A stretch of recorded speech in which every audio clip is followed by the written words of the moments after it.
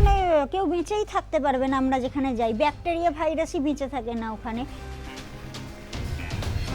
শেরপারাও আপনাকে ছেড়ে চলে গেল, আপনি একা একটা রাত বা একটা 22 ঘন্টা তো কম সময় না, আপনি ঝুলে রয়েছেন একটা রোপের ওপর।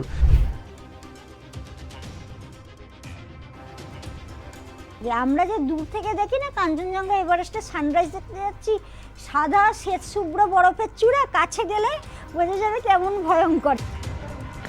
ग्लैमर है ऐसा करके आना। हाँ,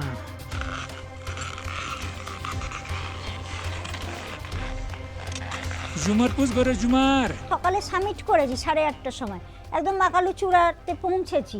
সেখানে ছবি ভিডিও করে নামবার পথে তুষার ঝড়ও এসে গিয়েছিল।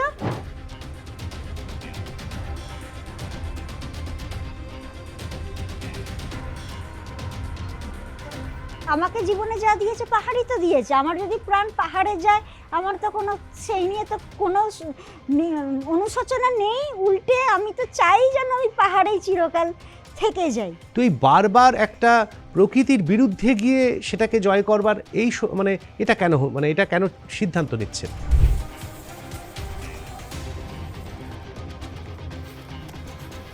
দু 2022-এ এভারেস্টের একবারে উচ্চতম শৃঙ্গ সেইটা যখন জয় হলো, সেই মুহূর্তটা ঠিক কেমন ছিল? এটা তো একটা বিশাল আনন্দের যে শেষ পর্যন্ত এভারেস্টে পারলাম পৌঁছতে। 2013 সালে সেই যখন উত্তরাখণ্ডে ক্লাউড বাস্ট হলো, কেদারের মন্দির একটুর জন্য বেঁচে গেল। যে মেঘডার মধ্যে ক্লাউড বাস্ট হয়েছিল সেই মেঘডার মধ্যেই তো আমরা ছিলাম। যে পাহাড়ের যে চূড়াগুলো অনেক সময় চূড়ার নিচে থাকে বা অনেক সময় চূড়ার ওখানটাতেই থাকে, তো দিনের বেলাতে পুরো কালো অন্ধকার, ঘুটঘুটে অন্ধকার, এবং যে বিদ্যুৎ যে চমকাচ্ছে না আলোর ঝলকানিটা, সেটা আমাদের এই 4-5 ফুট দূরত্বের মধ্যে হচ্ছে।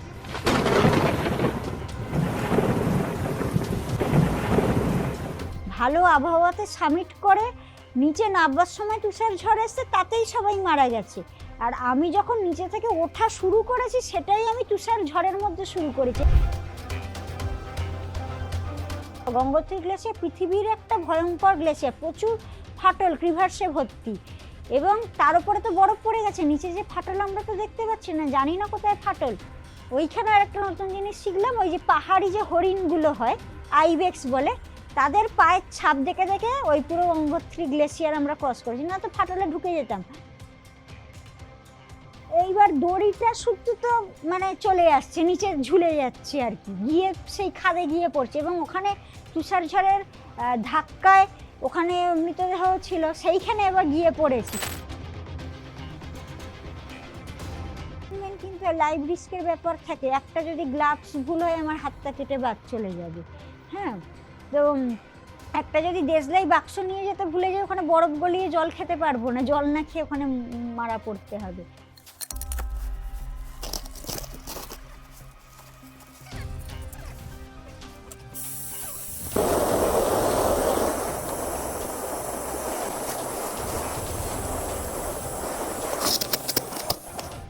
এইরকম তো বাসে ওখানে আমি মেঝেতে বসে গেছি, বাসের সিট নিতে গেলে বেশি টাকা লাগবে। রাত্রির বেলা বাসের মেঝেতে ঘুমোচ্ছি, লোকজন জুতো পরে আমার গায়ের ওপর দিয়ে মারিয়ে চলে যাচ্ছে। এইভাবে অভিযানে গেছি।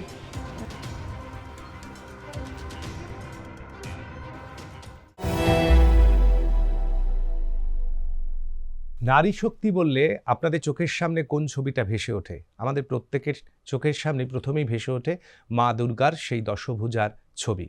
তবে সে তো কাল্পনিক চরিত্র এক অর্থে, কারণ মাইথোলজির চরিত্র তিনি, আমাদের পুরাণের চরিত্র তিনি। কিন্তু তারপরে যদি আমরা বাস্তব চরিত্রে ফিরি, তাহলে ইতিহাস আমাদের অনেক নারীর কথা বলে, যেমন মাতঙ্গিনী হাজরা, যেমন ঝাঁসির রানী লক্ষ্মীবাই, যেমন প্রীতিলতা ওয়াদ্দেদার। তবে তারাও ঐতিহাসিক চরিত্র।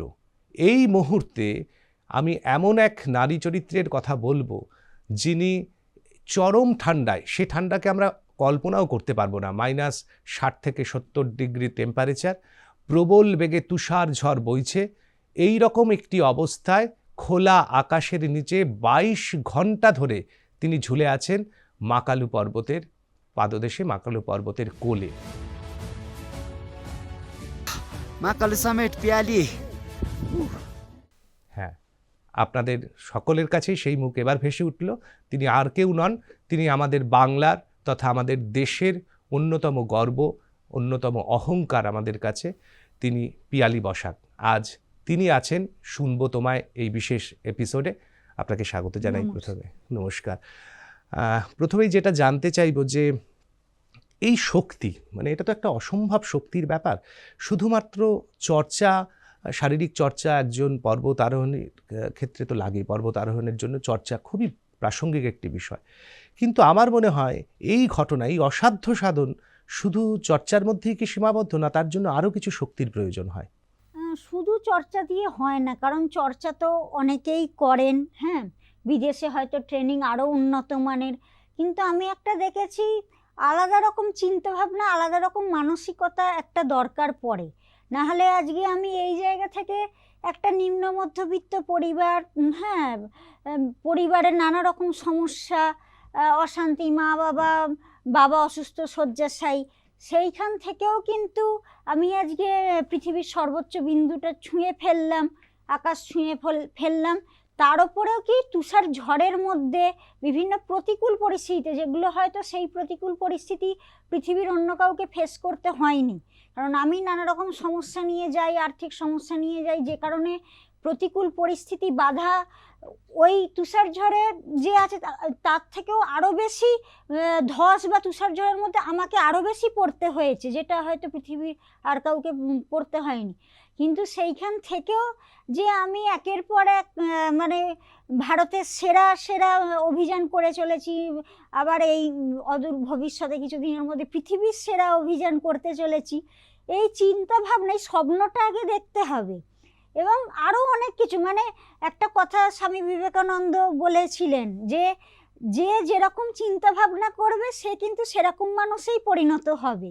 সুতরাং আমাদের চিন্তা ভাবনা উন্নত করতে হবে, বই, সেই ধরনের বই পড়তে হবে যেগুলো মা বাবার আমার অনেক অবদান আছে ছোটোবেলা থেকে। বইমেলায়, স্কুলের বইয়ের পাশাপাশি বইমেলায় নিয়ে যাওয়া, সেখানকার সমস্ত রকম বই পড়ার সুযোগ করে দেওয়া, এইগুলো। তার সাথে সাথে খেলাধুলাও আমাদের সাপোর্ট করে গেছে বাবা মা, যে এই খেলাধুলোর প্রসঙ্গ থেকেই যেটা মনে হয় যে আমরা স্পোর্টস বলতে যা বুঝি, মানে বাইরের বাহ্যিক খেলা, ফুটবল, ক্রিকেট বা আরও অন্যান্য ধরনের যে সমস্ত স্পোর্টস আছে, সেখানে পর্বত আরোহণ কি আমাদের দেশে সেই স্পোর্টসের যে শীর্ষ তালিকায় তো নেই, কিন্তু কখনো কি সেটা স্পোর্টসের অঙ্গ হিসেবে হয়ে উঠতে পেরেছে এখনো পর্যন্ত? কি মনে হয়? পর্বতারোহণ বলবো যে স্পোর্টসের থেকেও আরও বেশি কিছু, সেইভাবে সেই দর্শনটা যদি ধরা হয়, পর্বত আরোহণ একটা জীবন দর্শন বা জীবন যাত্রা আলাদা। কোনো স্পোর্টসে তো 1.5 মাস, 2 মাস, 2.5 মাস ধরে ওই কঠিন পরিস্থিতিতে কাটাতে হয় না। স্পোর্টসে তো মানে কয়েক মিনিট বা কয়েক ঘন্টায় খেলাটা হয়ে গেল। তা আমাদের তো সেই আমাদের পুরো শরীরের মানে কাজ করার যে পদ্ধতি, অঙ্গ প্রত্যঙ্গের যে পদ্ধতি, সেটাই পুরো বদলে যায় ওখানে, কারণ ওখানে অক্সিজেন নেই, এত ঠান্ডা, আমাদের যে অর্গ্যানগুলো আছে শরীরে সেগুলো আলাদাভাবে কাজ করে, মানসিক শক্তি বা চিন্তাভাবনা ওখানে পুরো আলাদাভাবে কাজ করে। না হলে তো ওখানে কেউ বেঁচেই থাকতে পারবে না। আমরা যেখানে যাই ব্যাকটেরিয়া ভাইরাসই বেঁচে থাকে না ওখানে। তো এইটা স্পোর্টসের থেকে লাইভ রিস্ক কত, ওখানে ডেড বডি থাকে, তাদের পাশ দিয়ে আমাদের আরোহণ করতে হয়। ডেড বডি পচে না, মনে হয় যেন জ্যান্ত মানুষ বসে আছে, শুয়ে আছে। তো এইগুলো, এবং আরও একটা যেটা বলবো, অন্যান্য স্পোর্টস থেকে দেশের যে উন্নতি করা যায়, নতুন প্রজন্মের যে উন্নতি করা যায়, তার থেকে কিন্তু পর্বত আরোহণের মাধ্যমে দেশের বা সমাজের একটা আমূল, মানে বৈপ্লবিক পরিবর্তন বলে না, একদম কিন্তু সেইটা করে দেয়া যায়। এটাই কিন্তু আমাদের দেশের এখনো বুঝছে না, সরকার বুঝছে না। এবার জনগণকে তো শিক্ষিত করা বা সেটা বোঝানোর দায়িত্ব সরকারের, কিন্তু সরকার সে দায়িত্ব নিতে পারছে না। জনগণকে সেক্ষেত্রে নিজেকে বুঝতে হবে, সেই কাজটাই আমি চেষ্টা করে চলেছি।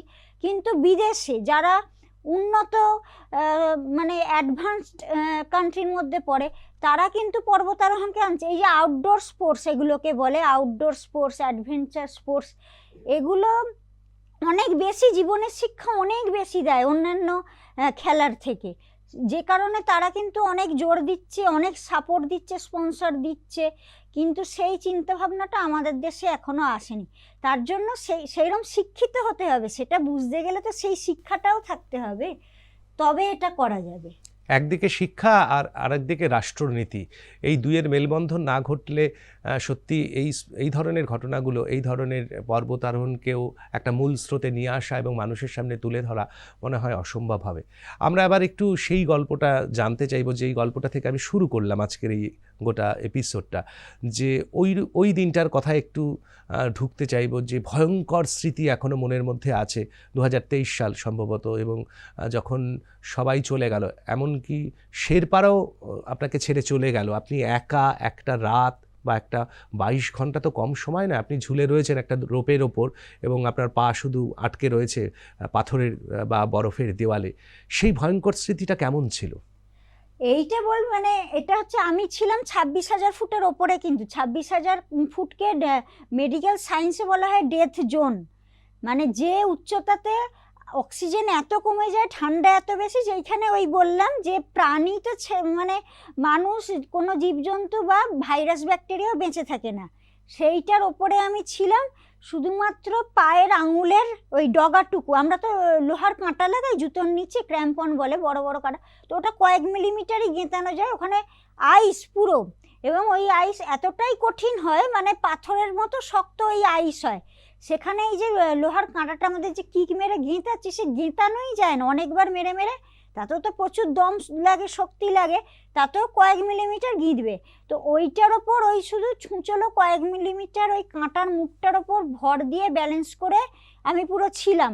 পিঠে কিন্তু ভারী ব্যাগ রয়েছে, এবং ব্যালেন্স নষ্ট হয়ে গেলে আমি কিন্তু এইখান থেকে পড়ে যাব, কারণ চারিদিকে ফাটলে ভর্তি থাকে। আমরা যে দূর থেকে দেখি না কাঞ্চনজঙ্ঘা এভারেস্টে সানরাইজ দেখতে যাচ্ছি, সাদা শ্বেত শুভ্র বরফের চূড়া, কাছে গেলে বোঝা যাবে কেমন ভয়ঙ্কর, চারিদিকে ফাটলে, এবং সেই ফাটলের গভীরতা বা শেষ কোথায় কেউ জানে না, এবং পড়ে গেলে সে যদি বেঁচেও থাকে, তাকে ওইভাবে মরতে হবে, কারণ ওখান থেকে তোলা যায় না, কোথায় ঢুকে গেছে তোলা যাবে না।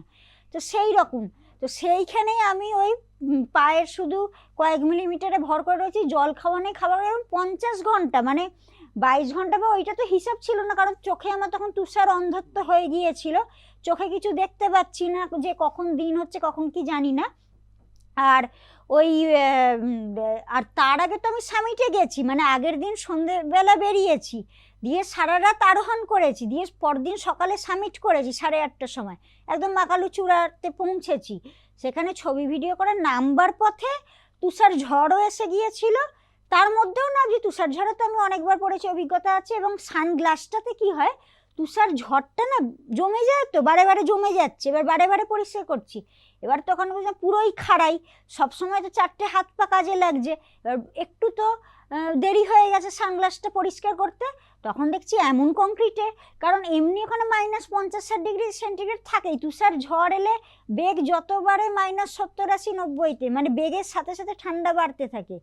এবার সানগ্লাসটা পুরো কংক্রিট, মানে আর পরিষ্কার করা যাচ্ছে না, দেখতে পাচ্ছি না, খুলতে তো হবেই, কারণ ওখানে পায়ের কাঁটা, বললাম না পায়ের ওই ছুঁচলো কাঁটা, সেটা স্লিপ করে যাচ্ছে, এত হার্ড আইস, নাবতে নাবতে স্লিপ করে যাচ্ছে, এবং পা ফেলার তো বেশি জায়গা থাকে না, চারিদিকে ফাটল, একটা সরু জায়গা দিয়ে নাবছি, এবার সেখানে যদি চোখে এক মুহূর্ত দেখতে না পাই অসুবিধা, তার উপর তো এবার তুষার ঝড় এসে পুরো চোখে ঝাপটা মারছে, সানগ্লাস যেই খুলেছি, এবার তারপর সানগ্লাস খুলে ওখানে কি আলট্রাভায়োলেট রে, যেটা বলে ইউভি রশ্মি, অতিবেগুনি রশ্মি, আমরা তো পুরো বায়ুমণ্ডলের ওপরে থাকি, সেখানে তো অতিবেগুনি রশ্মিটা 100% চলে আসছে, যেটা পৃথিবী পৃষ্ঠে আসে না, কিন্তু আমরা পুরো অতিবেগুনি রশ্মি, বিভিন্ন ক্ষতিকর রশ্মির মধ্যে থাকি, তো ওইতে চোখে অন্ধত্ব হবে, কিন্তু ওটা পার্মানেন্ট নয়, ওটা 12 ঘন্টা 24 ঘন্টা রেস্ট নিলে চোখ পুরো বন্ধ করে থাকতে হয়, ঠিক হয়ে যায়, কিন্তু ওই মুহূর্তে তো চোখে না দেখতে পেলে এবার নামবো কী করে। এইবার তার মধ্যে কি হলো, ওই ফাটলে একজন বিদেশি পড়ে গিয়েছিল, এবার আমি যখন সানগ্লাসটা খুললাম, আমার তো হিসাব আছে আগের অভিজ্ঞতা থেকে, যে আমার হাতে 3-4 ঘন্টা সময় আছে, তার মধ্যে 3 নম্বর ক্যাম্পে পৌঁছে যাব, দিয়ে চোখ বন্ধ করে রেস্ট নেবো, চোখ ঠিক হয়ে যাবে, আবার পরের দিন নিচে নামবো, এই ক্যালকুলেশন। এইবার যে ফাটলে বিদেশি পড়ে গেছে, তাকে দেখে তো এবার তো ছেড়ে চলে আসতে পারি না, তার নিজের দলের লোকরা তাকে ছেড়ে দিয়ে চলে গেছে, কিন্তু আমি যে শিক্ষাটা ছোটোবেলা থেকে পর্বতারোহণের স্যারদের থেকে পেয়েছি, যে কখনো বিপদে ফেলে কাউকে চলে যেতে নেই, তা আমি তখন বললাম যে না, ওনাকে তুলেই আমরা নামবো, এবার তুলতে গিয়ে তো অত সহজ কাজ ওখানে নয়, 3-4 ঘন্টা সময় চলে গেল, এইবার যখন নামছে, ওর শেরপারাও ততক্ষণে এসছে, আলাদা ক্র্যাম্পন, ওর তো পা থেকে সব ক্র্যাম্পন খুলে, ওই লোহার কাঁটাটা খুলে চলে গিয়েছিল, কারণ পাল্টি খেতে খেতে তো পড়েছে, ধাক্কা খেতে খেতে তো পড়েছে ভেতরে। এইবার তারপর ওকে নিয়ে নামছি, তারপর তিনি আমি কি তখন আহত ছিলেন? উনি একটু আচ্ছা। আহত ছিলেনই, হুম। তবে খুব একটা বেশি ছিল না। নাবজি ওকে নিয়ে। তারপরে কি হলো, এবার আমি যখন নাবজি আমি এবার চোখে আর কিছু দেখতে পাচ্ছি না, আমি পুরো ওই তুষার অন্ধত্ব বলে যেটা, ওটা হয়ে গেছে। তুষার অন্ধত্বের কারণে, তুষার অন্ধত্বটা হয়তো নিজে তেমন মারাত্মক কিছু নয়, কিন্তু এই চোখে দেখতে না পাওয়ার জন্য কিন্তু অনেকের প্রাণ চলে গেছে, অনেক পর্বতারোহী, কারণ এই নাবতে পারেনি, পথই দেখতে ফাটলে পাচ্ছে না। পড়ে যাচ্ছে, এইসব হয়েছে। এবার ওখানে যদি কয়েক ঘন্টা আটকে যায়, আজ পর্যন্ত সারা পৃথিবীর কোনো পর্বতারোহী যে উচ্চতায় আমি অক্সিজেন ছাড়া বেঁচে ফিরে এসেছি, আজ পর্যন্ত সারা পৃথিবীতে রেকর্ড নেই যে কোনো পর্বতারোহী ওই উচ্চতায় ওইভাবে কাটিয়ে বেঁচে ফিরে আসতে পেরেছে, কেউ না। হ্যাঁ, আর যদি কেউ বেঁচে আসেও তো তার তো সব হাত পা কেটে বাদ চলে যাবে, ফ্রস্ট বাইট যেটা বলে। হ্যাঁ, তো তারপর এবার আমি যখন বলছি আমি আর চোখে দেখতে পাচ্ছি না, সে পাশে গিয়ে বলছি, এবার ওনারা আবার প্রাণের ভয় থাকে তো সবারই, প্রাণ বাঁচাতে আমাকে ছেড়ে দিয়ে চলে গেছে।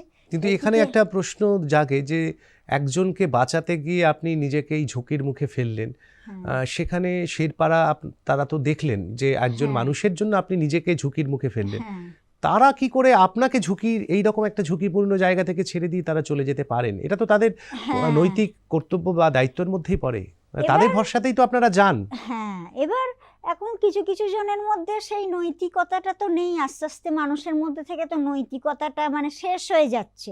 ভালো মানুষরাই তো বলে না সোজা গাছ আগে কাটা পড়ে, তো পৃথিবী থেকে ভালো মানুষরাই আগে হারিয়ে যাচ্ছে, এবং যারা এরকম ধরনের তাদের অনৈতিক তারাই বাড়তে থাকছে পৃথিবীতে এরকম। কারণ শেরপারা কিন্তু খুব ভালো মানুষ হন, অনেক উচ্চমানের মানুষ হন, কিন্তু হয়তো আমরা গিয়েই তাদেরকে এই চতুরতা বা এই ঠকবাজিটা শেখাচ্ছি, তারা এখন এরকম করছে। তো যাই হোক, এবার প্রাণের তো ঝুঁকি ছিলই, তাদের নিজেদেরও প্রাণের ঝুঁকি ছিল, সেটা অবশ্যই, কারণ দুর্ঘটনা অনেক শেরপারও তো প্রাণ চলে গেছে। এবং আমি তো তাও অক্সিজেন ছাড়া যাওয়ার তো আমার প্র্যাকটিস আছে, শেরপারা হয়তো অক্সিজেন ছাড়া পারবে করতে, কিন্তু ওরা কোনোদিন অক্সিজেন ছাড়া যায় না, ওরা সবসময় অক্সিজেন ব্যবহার করেই যায়। এবার সিলিন্ডারে তো বেশি অক্সিজেন থাকে না, কয়েক ঘন্টা চলে অক্সিজেন ফুরিয়ে যায়। এবার ওরা যেহেতু অক্সিজেন ব্যবহার করে গেছে, এবার যদি ওদের অক্সিজেন ফুরিয়ে যায় তাহলে কিন্তু মৃত্যু অবধারিত, কারণ একবার অক্সিজেন ব্যবহার করে নিলে তারপর অক্সিজেন ফুরিয়ে গেলে আর বাঁচতে পারবে না, অ্যাক্লামাটাইজড হবে না আর কি, হবে না, কারণ শরীরটা অ্যাডজাস্ট করতে পারেনি কম অক্সিজেনের সাথে, ওই উচ্চতার সাথে, বেশি উচ্চতার সাথে। কিন্তু আমি বেঁচে গেছি কারণ আমার অক্সিজেন ছাড়া অ্যাক্লিমাটাইজেশন হয়ে গিয়েছিল, প্র্যাকটিস হয়ে গেছে, অভিজ্ঞতা আছে, যে কারণে কিন্তু আমি ওই ডেড জোনের ওপর থেকে ওই যে অক্সিজেন ছাড়া অত ঘন্টা রইলাম, জল খাওয়া নেই প্রায় 50 ঘন্টা, খাবার খাওয়া নেই। হ্যাঁ, আর ফ্লাস্কের ভেতর তো জল জমে সব বরফ হয়ে যায়, বেশিক্ষণ থাকে না। তো ওই নিয়ে আমি কিন্তু, এবং পুরো স্ট্রং ছিলাম অনেকে। হ্যাঁ, এইটা আপনি যে বললেন ভয়ঙ্কর মানে ঘটনা, সত্যি করেই এটা ভয়ঙ্কর ঘটনা, মানুষের কাছে তো খুবই ভয় লেগেছে, কিন্তু সত্যি করে আমার ব্যক্তিগত বলবো কিন্তু আমার সেইভাবে কষ্টই হয়নি, সত্যি করে, মানে একটা আমার ভয়ও লাগেনি মনের দিক থেকে। এই শক্তি আপনি পান কোথা থেকে? মানে এই শক্তি তো শুধু দৈহিক শক্তি নয় না, ওইটা পাহাড়ের প্রতি ভালোবাসা থেকে। এটা আবার অনেকে কি বলুন তো, মনের জোর, মানসিক শক্তি অনেক বেশি। আমি বলবো যে আমার মনের জোরও নেই, আমি মানে সারা পৃথিবীর মধ্যে বোধহয় সবচেয়ে কম মনের জোর আমার মানসিক শক্তি, কারণ আমি এমন সামান্য জিনিসে এত বেশি ভেঙে পড়ি, হ্যাঁ, বা ডিপ্রেশনে চলে যাই, কিন্তু আমি বলবো ভালোবাসার জোর বোধহয় আরও বেশি, মানসিক শক্তির থেকে ভালোবাসার জোর অনেক বেশি। পাহাড়টা আমার কাছে সেই রকম হয়ে গেছে, মানে পাহাড়টা আমার জীবন, পাহাড়টাই আমার মা বাবা, পাহাড়টাই আমার কাছে সব কিছু, প্রেমিক সবকিছু। হ্যাঁ, সব কিছু। তো ওই কারণে আমি যখন ওরমভাবে রয়েছি না, আমার একটা বিশ্বাস আছে যে পাহাড় আমার সাথে যা করবে সঠিকটাই করবে। আমি যদি পাহাড় যদি মনে করে যে না আমার আরও অনেক পৃথিবীতে কাজ বাকি আছে, আমাকে বেঁচে থাকা উচিত, তাহলে পাহাড় আমাকে বাঁচিয়ে রাখবে। আর যদি মনে করে যে না ঠিক আছে আমার কাজ হয়ে গেছে, তাহলে নিয়ে নেবে, কারণ আমাকে জীবনে যা দিয়েছে পাহাড়ই তো দিয়েছে। আমার যদি প্রাণ পাহাড়ে যায়, আমার তো কোনো সেই নিয়ে তো কোনো অনুশোচনা নেই, উল্টে আমি তো চাই যেন আমি পাহাড়েই চিরকাল থেকে যাই। তো সেই কারণে আমার ওই নিয়ে কোনো মানে ভয়ও লাগেনি, কোনো টেনশন করিনি। এবং এই যে আমার এই মানসিকতাটা ছিল বলেই কিন্তু আমি বেঁচে গেছি, কারণ যার মধ্যে ওই সময় ভয় ঢুকে যাবে, টেনশন ঢুকে যাবে, তাহলে তো হার্ট প্যালপিটেশন হার্ট ব্লক হয়ে যেতে পারে যে কোনো মুহূর্তে। এবং সেই ভয় থেকেই তার হার্ট ফেলিয়ার হয়ে মারা যাবে।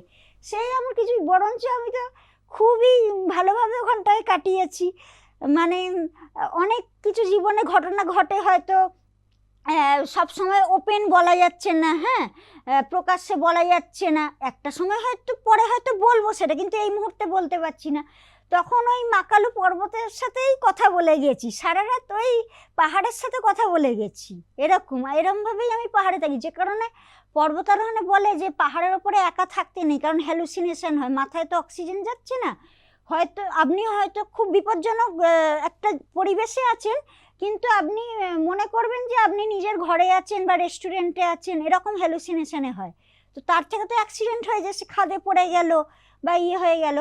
তা আমার কিন্তু এই হ্যালুসিনেশন জীবনে আজ পর্যন্ত কোনোদিন হয়নি, কারণ তার মানে আমার অক্সিজেনটা ব্রেনে ঠিক, অক্সিজেন আমার তো স্যাচুরেশনও বেশি থাকে, অন্যদের যেখানে 50-60 নেবে যায় আমার 95-96 অক্সিজেন স্যাচুরেশন থাকে। ওই কারণে আমার অক্সিজেনের অভাবের জন্য কোনো সমস্যায় পড়তে হয়নি কখনো।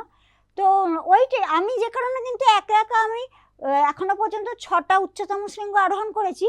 বেশিরভাগ, সব অভিযানেই বলবো, বেশিরভাগ দিন আমি একা কাটিয়েছি পাহাড়ের ওপর, এবং সেইটা আমি ভালোবাসি। কারণ এখন অন্যান্য চূড়াগুলো তো ঠিক আছে, মানে বেশি কেউ যায় না, খুব দক্ষ পর্বতারোহী না হলে যায় না, কিন্তু এভারেস্টটাতে তো এখন একটু কমার্শিয়াল, মানে ওটার গ্ল্যামার যেহেতু বেশি, এভারেস্টের নাম সবাই জানে, ওইটা একটু নেপাল সরকারি একটু বিজনেস টাইপের হয়ে গেছে, কমার্শিয়াল, সাপোর্ট অনেক বেশি। ওই জন্য দেখবেন অনেক বাঙালি, অনেক ভারতীয় দেখবেন এভারেস্টে গেছে, এভারেস্ট আর, কিন্তু অন্যান্য শৃঙ্গগুলো মাকালু, অন্নপূর্ণা, ধৌলাগিরি বা কাঞ্চনজঙ্ঘা কারণ নাম পাবেন না। তো সেই জায়গাগুলো এভারেস্টে গিয়েও আমি একা উপরের ক্যাম্পে কাটিয়ে এসেছি। আর সাউথ কল যেখানে 4 হ্যাঁ, নম্বর, সেই গল্পে যাব। হ্যাঁ। তার আগে একটু আবার পেছনে ব্যাক করি, হ্যাঁ। যে পর্বতারোহণের মতন এই রকম একটা বিষয়, এবং যেটাকে বলা হচ্ছে একটা জীবনেরই অংশ, এবং এটা এক ধরনের বাঁচার একটা প্রক্রিয়ারই অংশ মাত্র আর কি। তো সেইভাবে ভাবতে শেখা, এই যে টার্নিং পয়েন্টটা, আমাদের ছোটবেলার তো অনেকেরই অনেক স্বপ্ন থাকে, কিন্তু কখনো তো কোনো স্বপ্ন জীবনের একটা অংশ হয়ে দাঁড়ায়, যেটা আপনার ঘটলো, সেটা মোটামুটি কোন বয়সে টের পেলেন? এটা এই মানে ছোটবেলা থেকেই পাহাড়ের প্রতি আমার একটা আলাদা অনুভূতি ছিলই। যখন 5 বছর বয়সে মা আমাকে পড়ালেন যে ওই তেনজিং নোরগে এডমান্ড হিলারির এভারেস্ট বিজয়ের গল্পটা, তখনই আমার এমন হতে থাকছে যে যেন ওই এভারেস্ট বা পর্বতারোহণ ছাড়া আমি বাঁচবই না। মানে তখনই আমাকে এরকম টানছে, এবং আমার মনে হয় ওদের সাথে সাথে আমিও উঠছি, এরকম একটা অনুভূতি সাধারণত ছোট বয়সে সেইভাবে কারোর হয় না, কিন্তু আমার মধ্যে হঠাৎ হয়ে গেল। তারপরে সেই বায়না যে, আর মা বাবা যদি না নিয়ে যায় আমি বাড়ি থেকে চলে গিয়ে একা চলে যাব পাহাড়ে, মানে ওই ছোট বয়সে কিন্তু আমার এরকম অনুভূতি হতে শুরু করে দিয়েছিল। এবং তারপর যখন মা বাবা নিয়ে গেল তীর্থযাত্রা যেগুলো যেতাম, কেদার, গঙ্গোত্রী, গোমুখ, কাশ্মীরে অমরনাথ, বৈষ্ণোদেবী, রোটাং পাস, সান্দাকু ফালু, ওই 6-7 বছর বয়সে গেছি। এবং তখন থেকেই আমি দেখছি যে অন্যরা যেখানে পাহাড়ের ওপরে গেলে ক্রমশ দুর্বল হয়ে যায়, অসুস্থ হয়ে পড়ে, আমি আরও বেশি স্ট্রং হয়ে যাই। আমি তো ওখানে দৌড়চ্ছি, মানে এক একদিনে যে 14-15 কিলোমিটার করে ট্রেকিং হাঁটাতে থাকতো, আমি সেখানে দৌড়ে দৌড়ে চলে যেতাম। মা বাবা পিছিয়ে যেত, আবার দৌড়ে দৌড়ে পেছনে মা বাবাকে খুঁজতে আসতাম, পেয়ে গেলে আবার দৌড়তাম, আশেপাশের খাড়াই পাথরের দেওয়াল বেয়ে বেয়ে উঠে যেতাম। এগুলো কিন্তু কোনো ট্রেনিং নেওয়ার আগে থেকে আমি করতাম, এবং তখন থেকেই আমার মনের মধ্যে কিন্তু মানে এই আলাদা ভাবনা চিন্তা যে, এবং সেটা মা বাবা আরও বইপত্রও পড়িয়েছিল বলে, আমাদের স্বাধীনতা সংগ্রামীদের জীবনের লড়াইগুলো, মনীষীদের জীবনীগুলো, এগুলো খুব পড়াতো। তো ওই দুটোকে মিক্সড করে কিন্তু আমার চিন্তা ভাবনাটা আস্তে আস্তে ছোটোবেলা থেকেই গড়ে উঠেছে যে না, এনারা আমাদের দেশকে এগিয়ে নিয়ে যাওয়ার জন্য, বা এই যে ভারত একদিন জগৎসভায় শ্রেষ্ঠ আসন লবে, সেইটা করার জন্য নিজেদের জীবন কিভাবে ত্যাগ করেছেন, কত ইংরেজদের অত্যাচার সহ্য করে হাসি মুখে ফাঁসির মঞ্চে গেছেন। তাহলে আমারও নিশ্চয়ই একটু অবদান যেন দেশের জন্য রাখতে পারি। এই পর্বতারোহণ, এই দুটোকে মিক্স করেই আমার মধ্যে আস্তে আস্তে চিন্তা ভাবনাটা তৈরি হয়েছে। এবং পর্বতারোহণে যেতে যেতে তারপর প্রচুর এই স্যার ম্যাডামদের ভালো, তারা শুধু পর্বতারোহণে দক্ষ নয়, মানুষ হিসেবে ভালো, তাদেরও চিন্তা ভাবনা উন্নত। তারাও এইগুলো আমাদের শিখিয়েছেন, নানা রকম গল্প বলেছেন, তাদের চিন্তা ভাবনাগুলো বলেছেন। এইগুলো করতে করতে আমি তো এই 5-6 বছর বয়স থেকে তো পর্বতারোহণ ট্রেনিং নেওয়া শুরু করে দিয়েছি, যার ফলে ওর মধ্যে থাকতে থাকতে অনেক কিছু। আর ওইটা বললাম না যে হঠাৎ করে কারোর মধ্যে কেউ ভালো মানুষ হয়ে উঠতে পারে না, একটা পরিবেশ শিক্ষার মধ্যে থাকতে থাকতে কিন্তু এই যার চিন্তা ভাবনা যেমন হবে সেই মানুষ তেমনভাবেই একটা দীর্ঘ তৈরি হয়, চর্চার দীর্ঘ পথ চর্চা, লাগে, যে পথ হ্যাঁ। থেকে এখানে হয়। এই যে পাহাড় যাপন আর মানে আমি বলছি যেটা পর্বত আরোহণ, মানে একটা সময় আমরা ট্রেকিং কম বেশি অনেকেই হয়তো করেছি, কিন্তু পর্বত আরোহণ তো একটা অন্য বিষয়, সেটা তো নিছক ট্রেকিং নয়, তার সঙ্গে আরো অনেক কিছু অভিজ্ঞতা, জানা, বোঝা এবং শিক্ষা সমস্ত কিছুই লাগে। তো এই পাহাড় যাপন যেটা, এটা কোন বয়স থেকে শুরু হলো? পাহাড় যাপনটা তো ওই বললাম ট্রেকিংটা 5-6 বছর বয়স থেকে শুরু করেছি, কিন্তু এই অভিযানগুলো শুরু করেছি আমি দার্জিলিংয়ে যে হিমালয়ান মাউন্টেনিয়ারিং ইনস্টিটিউট আছে ওখান থেকে অভিযানের ট্রেনিংগুলো নিতে হয়। এবং ওখানকার স্যার ম্যাডামরা তো বিশাল, মানে তাদেরও অনেক উঁচু মাপের মানুষ আর কি। তো সেইখানে তারপর আমাদের ট্রেনিং হয় কাঞ্চনজঙ্ঘার কাছাকাছি রাঠং গ্লেসিয়ার বলে, সেখানে 16,500 17,000 ফুট উচ্চতায় গ্লেসিয়ার, আইস ওয়ালে, বরফের দেওয়াল বেয়ে বেয়ে ওঠা নামা কিভাবে করতে হয়, আইস অ্যাক্স হাতে যে আমাদের বরফ কুটার থাকে, পায়ে ক্র্যাম্পন, লোহার কাঁটা, বিভিন্ন রকম সেফটি লাগানো, কোমরে হার্নেস লাগানো, তারপর দড়ির বিভিন্ন রকম যে নটগুলো, বিভিন্ন ইকুইপমেন্টের ব্যবহার, সেইগুলো সব ওখানে। মানে ট্রেকিংয়ের থেকে কিন্তু ক্লাইম্বিং বা এই এক্সপিডিশন একবারেই মানে আকাশ পাতাল তফাৎ।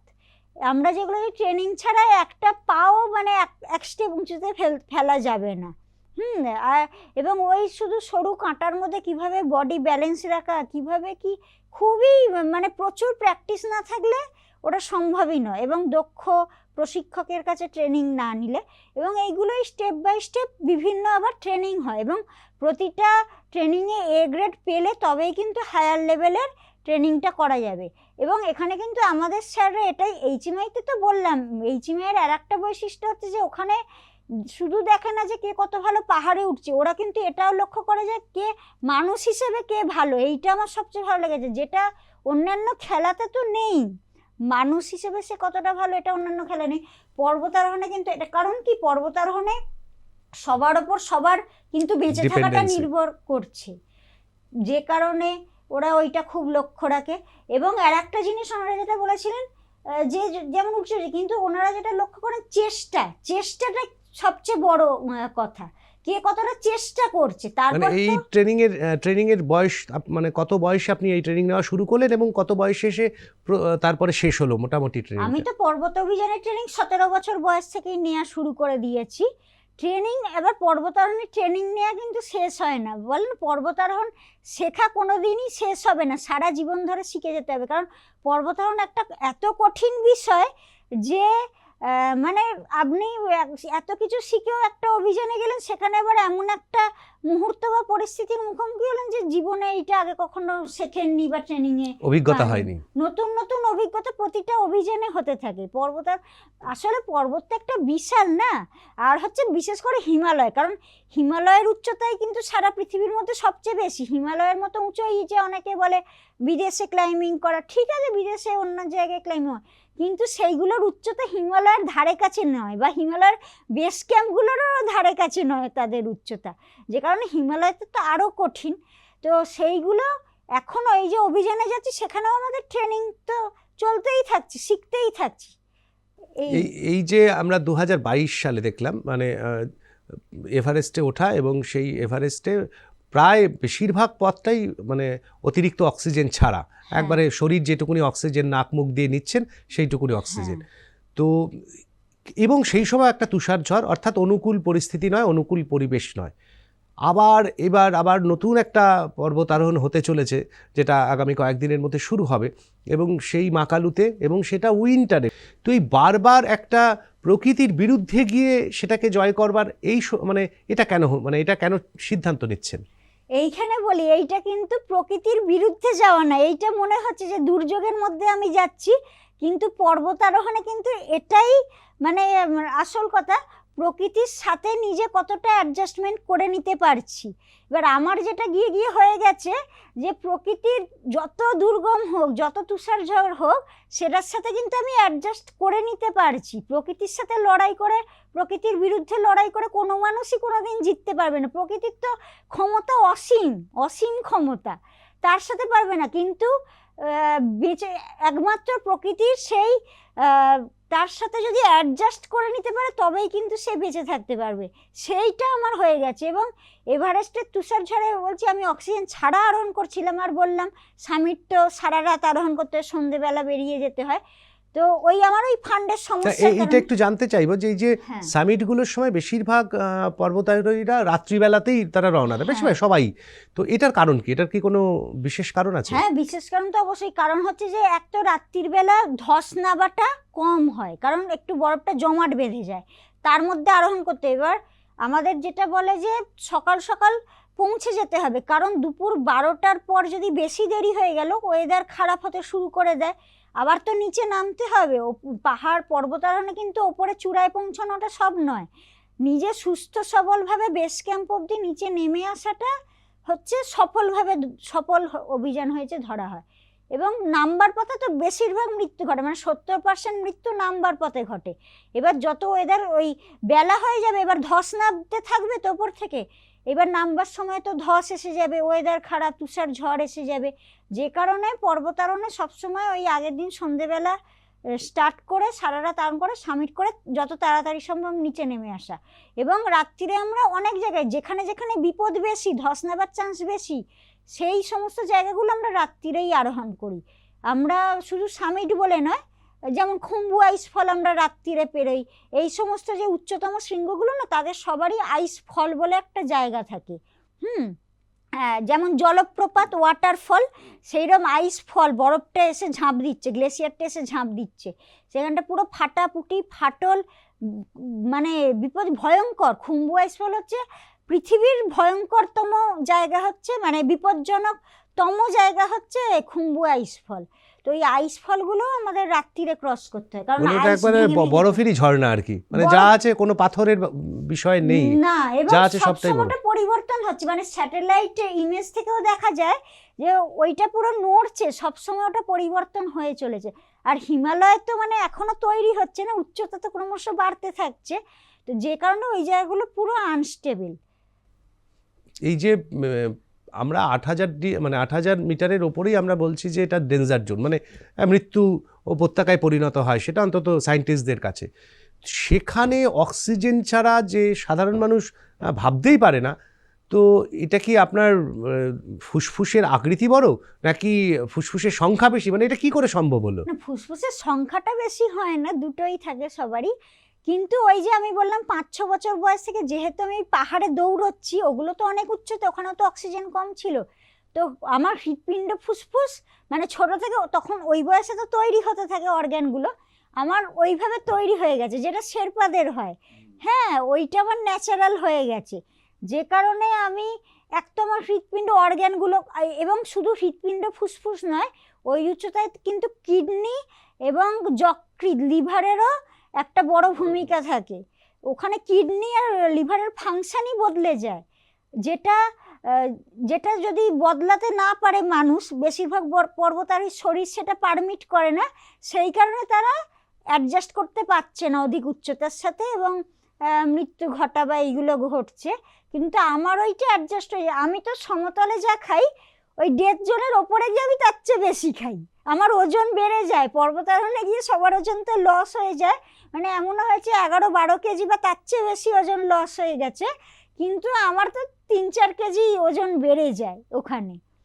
তো এবং ওখানে বললাম অন্যদের যখন 50-60 নেবে, আমার তো 95-96 অক্সিমিটারে ওই অক্সিজেন স্যাচুরেশন থাকে।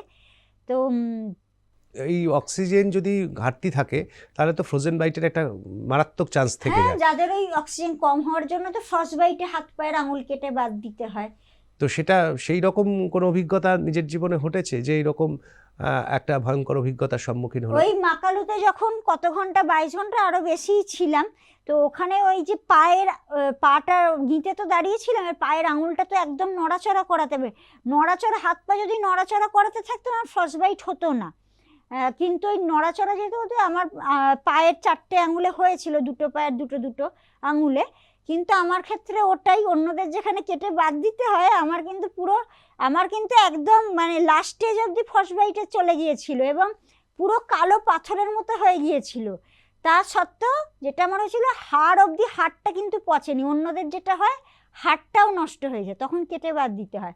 কিন্তু আমার তো পুরো আবার নতুন চামড়া গজিয়ে, নতুন আঙুল গজিয়ে গেল, কারণ আমার হাড়টা ঠিক ছিল ভেতরে, মাংস চামড়া সেগুলো নতুন করে হয়ে গেল, যেগুলো আমার পুরো আবার একদম নর্মাল আঙুলটা হয়ে গেছে।